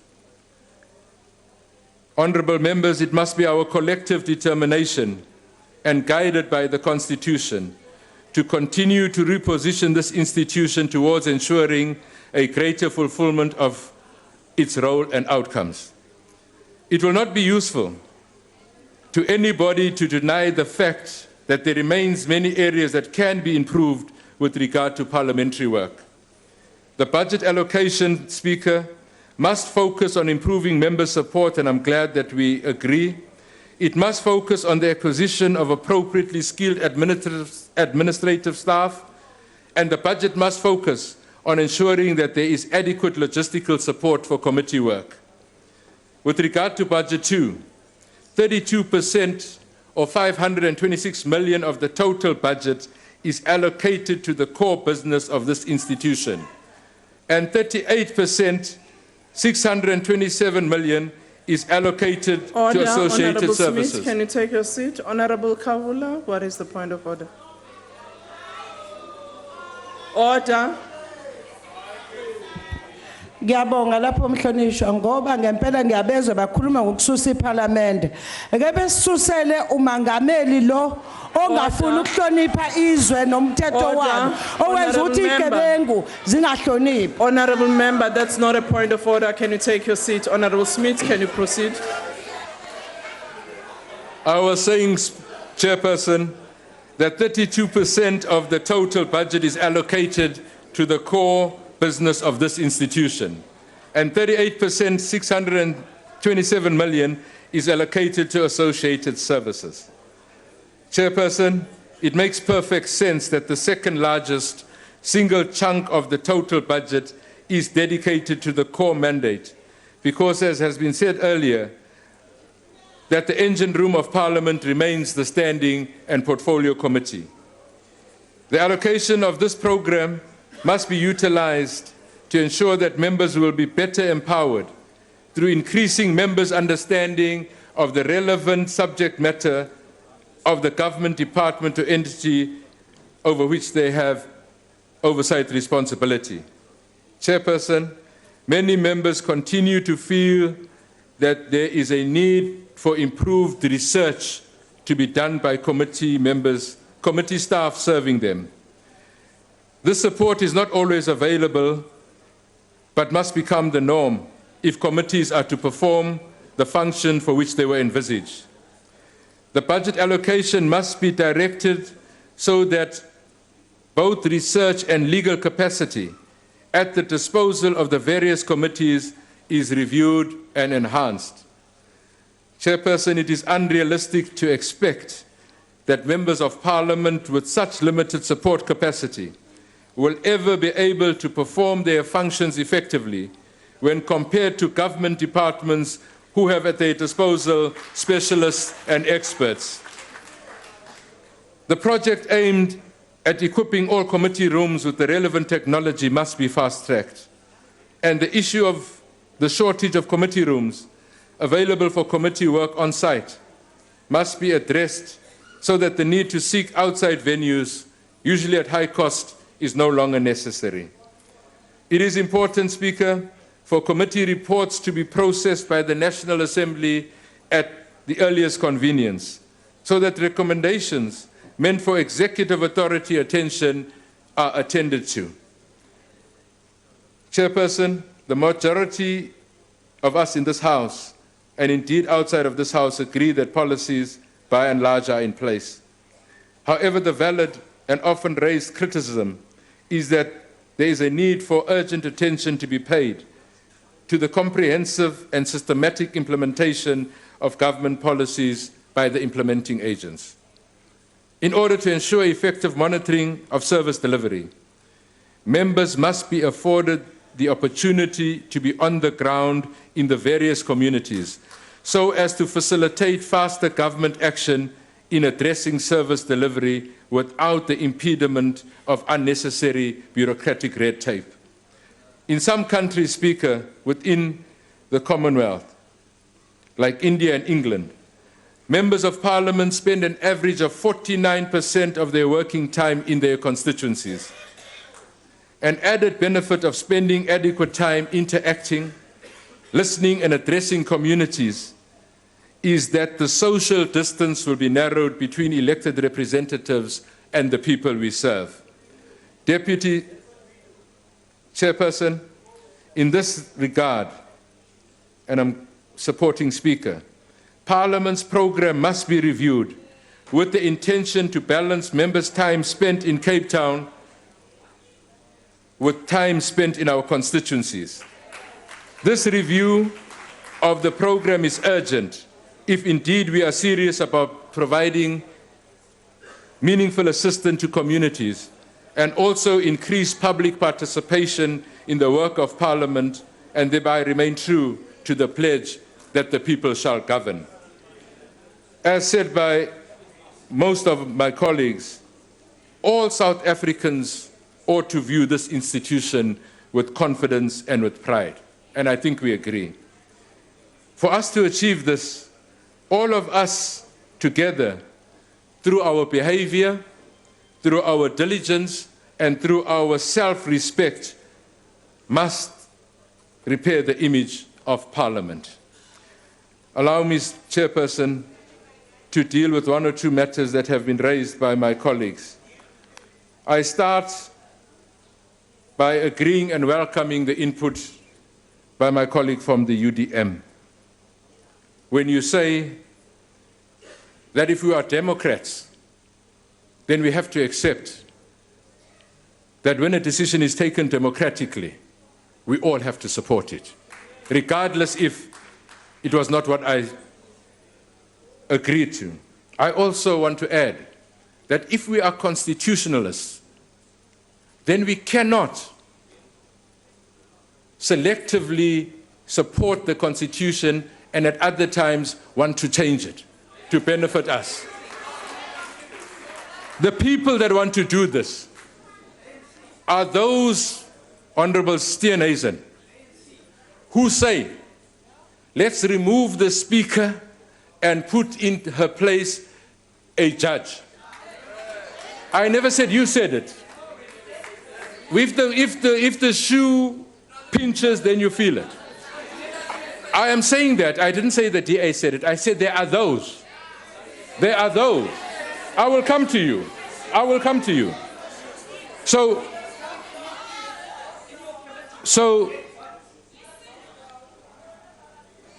the Constitution is very clear in section 52 in terms of how we elect a speaker and how we remove a speaker. And it says a speaker must be a member of parliament, not a judge. That's what the Constitution says.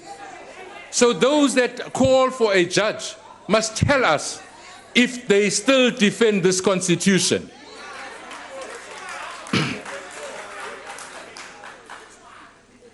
Let's go to those that are feeling the pinch and remind Mr. or Honorable Waters. Yes, let's remind Waters. You stood up here and you said to us that you as a party are very proud of your anti-racism.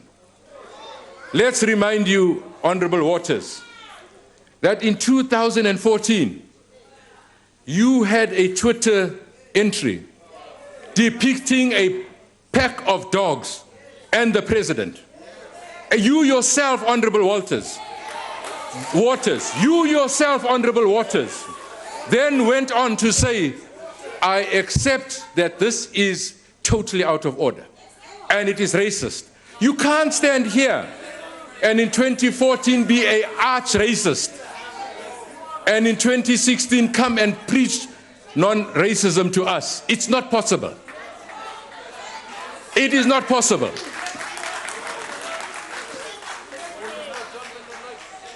The Honorable Waters comes here and he says, we are a party. I'll find more for you. He comes here and he says, this ANC, thank God it's not you. This ANC, because there's no place for you in the ANC, not you. This ANC is not serious about gender and race, because in the Oversight Committee we have 2 men.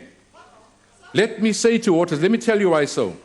The DA in that very committee has 2 white men. 2 white men.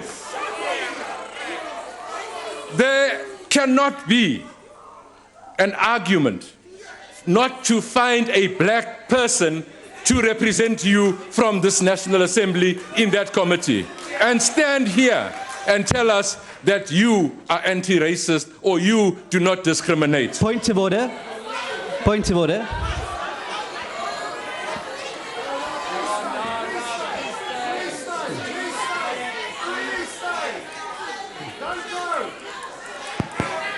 Yes, I'm very sorry you've relinquished the chair, Honourable Dediza. Deputy Speaker, to say to you that the Honourable member is misleading the House. I think it's important to note that when we put forward a female candidate, his committee, that's a political point. That's not a point of order. Her membership. No, it's not a point of order. Go ahead. You are wasting my time. Let me repeat. The 2 representatives of the Democratic Alliance in that committee are 2 white men. It's on record. It is 2 white men. The Honorable Waters stands up here, Speaker, and he says that the candidate for the Democratic Alliance, or the candidate-elect for the Democratic Alliance in Ekurhuleni, stood up and said that the ANC left him. Let us tell you, DA, the ANC has internal democracy. He never made the list. Not that the ANC left him, he could not stand the fact that he was not number 1 on the list. That is the truth. Nothing to do with anything else. Speaker, yes, may I address you on a point of order? Honourable, please take your seat. Yes. I'm enjoying this. Deputy Speaker, the Honourable Speaker at the podium is misleading the House. Mr. Kachalya never stood for the ANC at all. He didn't even want to, so don't Honourable flatter member, there's yourself. not a point of order. Honourable Waters, that individual said he was a member of the ANC. That individual said he was a member of the ANC. That member, if was a member of the ANC and was confident of his credentials, would have been number one on our internal democratic processes. He was not. He was not. Let us also remind the DA. Let us remind the DA that prior to 2014, their leaders stood up on the podium in Limpopo and said, your father was probably a member of the National Party. I was not. No. Your father probably was a member of the National Party. They stood up and they said, I speak like a gnat, you look like a gnat, you acted like a gnat, you defended apartheid like a gnat. You did. He stood up and he said, when we return to Gauteng, we will be the premier. And they weren't. Today they're standing up and they say, come August the 3rd, we will be the mayor of Ekurhuleni. How long will it take you to understand that the Democratic Alliance will never run Johannesburg, it will never run Ekurhuleni, it will never run Tshwane. It will never.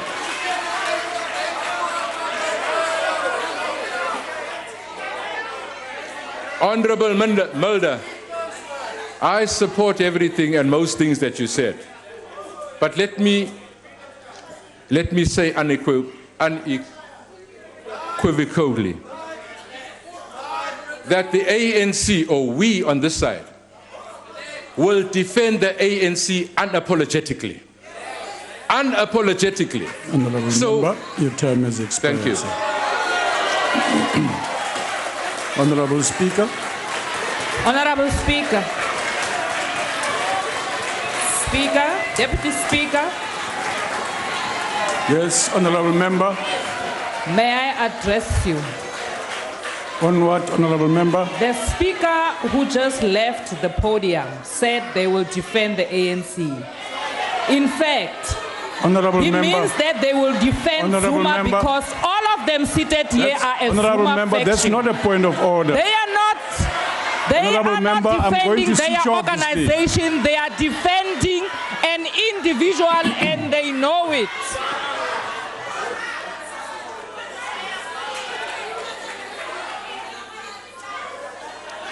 Thank you, Honourable Deputy Speaker.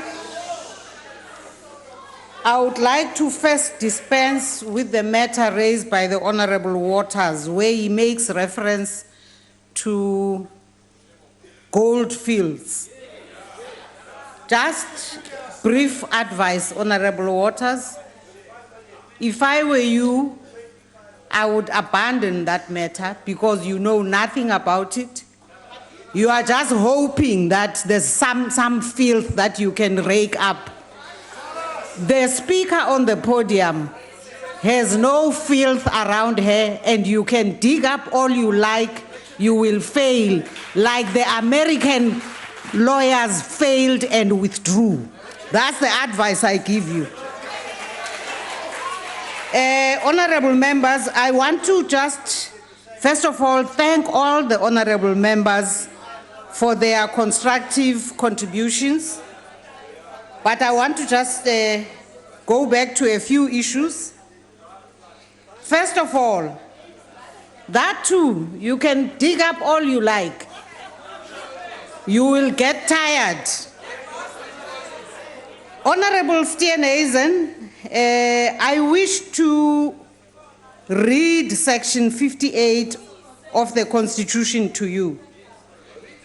And just briefly, it says, cabinet members, deputy ministers, and members of the National Assembly have freedom of speech in the Assembly and its committees subject to its rules and orders.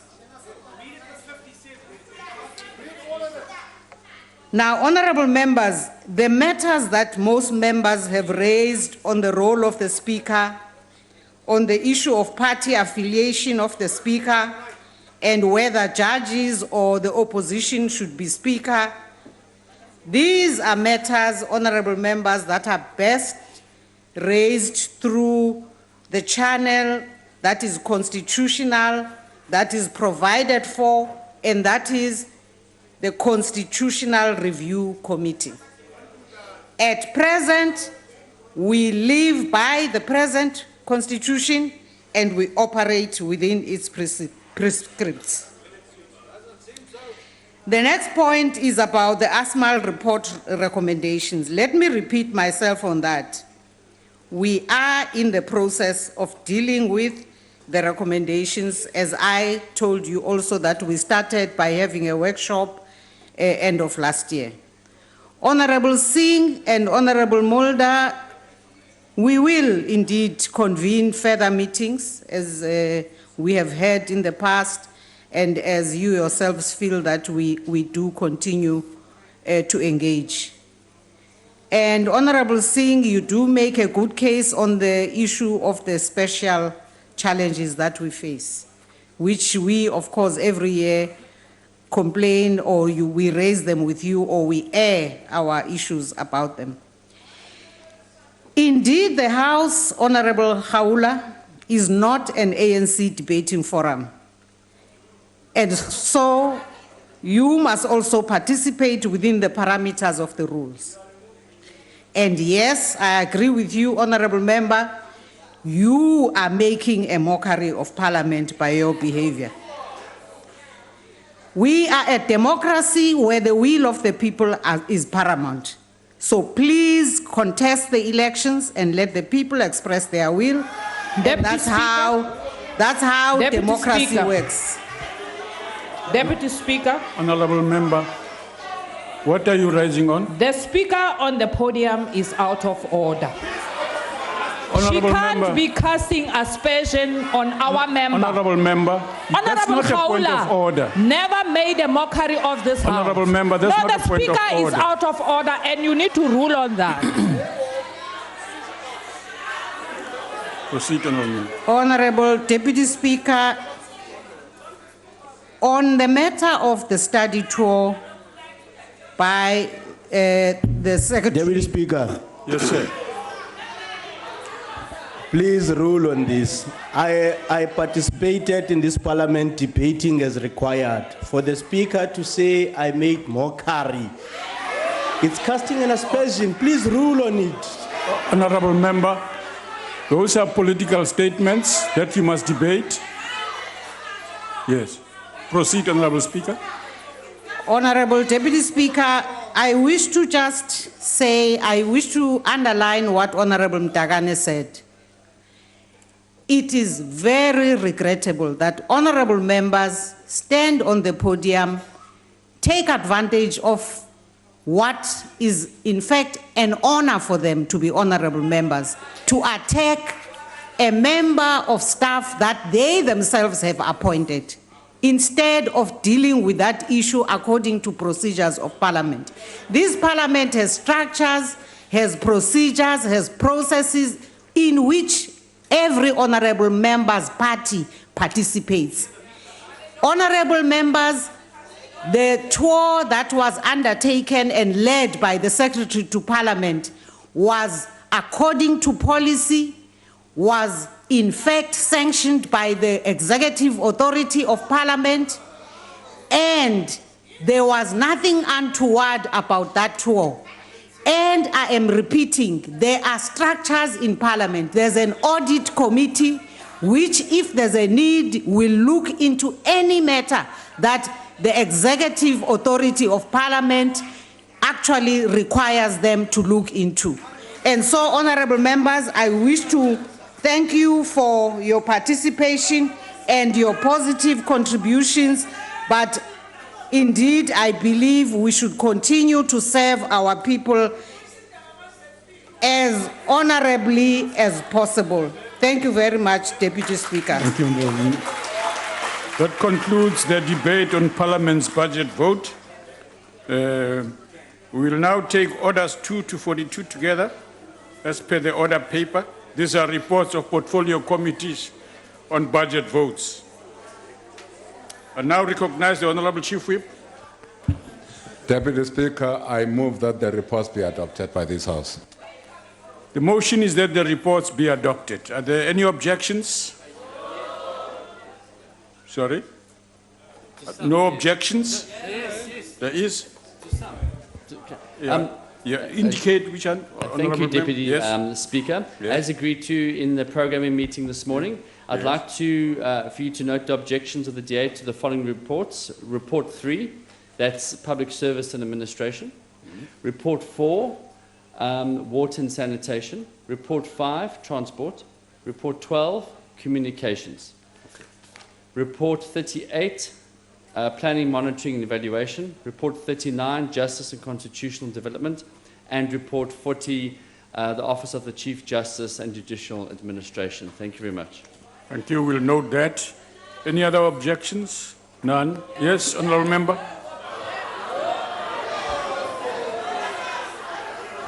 Deputy Speaker. Yes, sir. We're objecting to all budget votes. We're only accepting, we're not objecting on 2. Yes. We're not objecting on Order 40, which deals with the Chief Justice.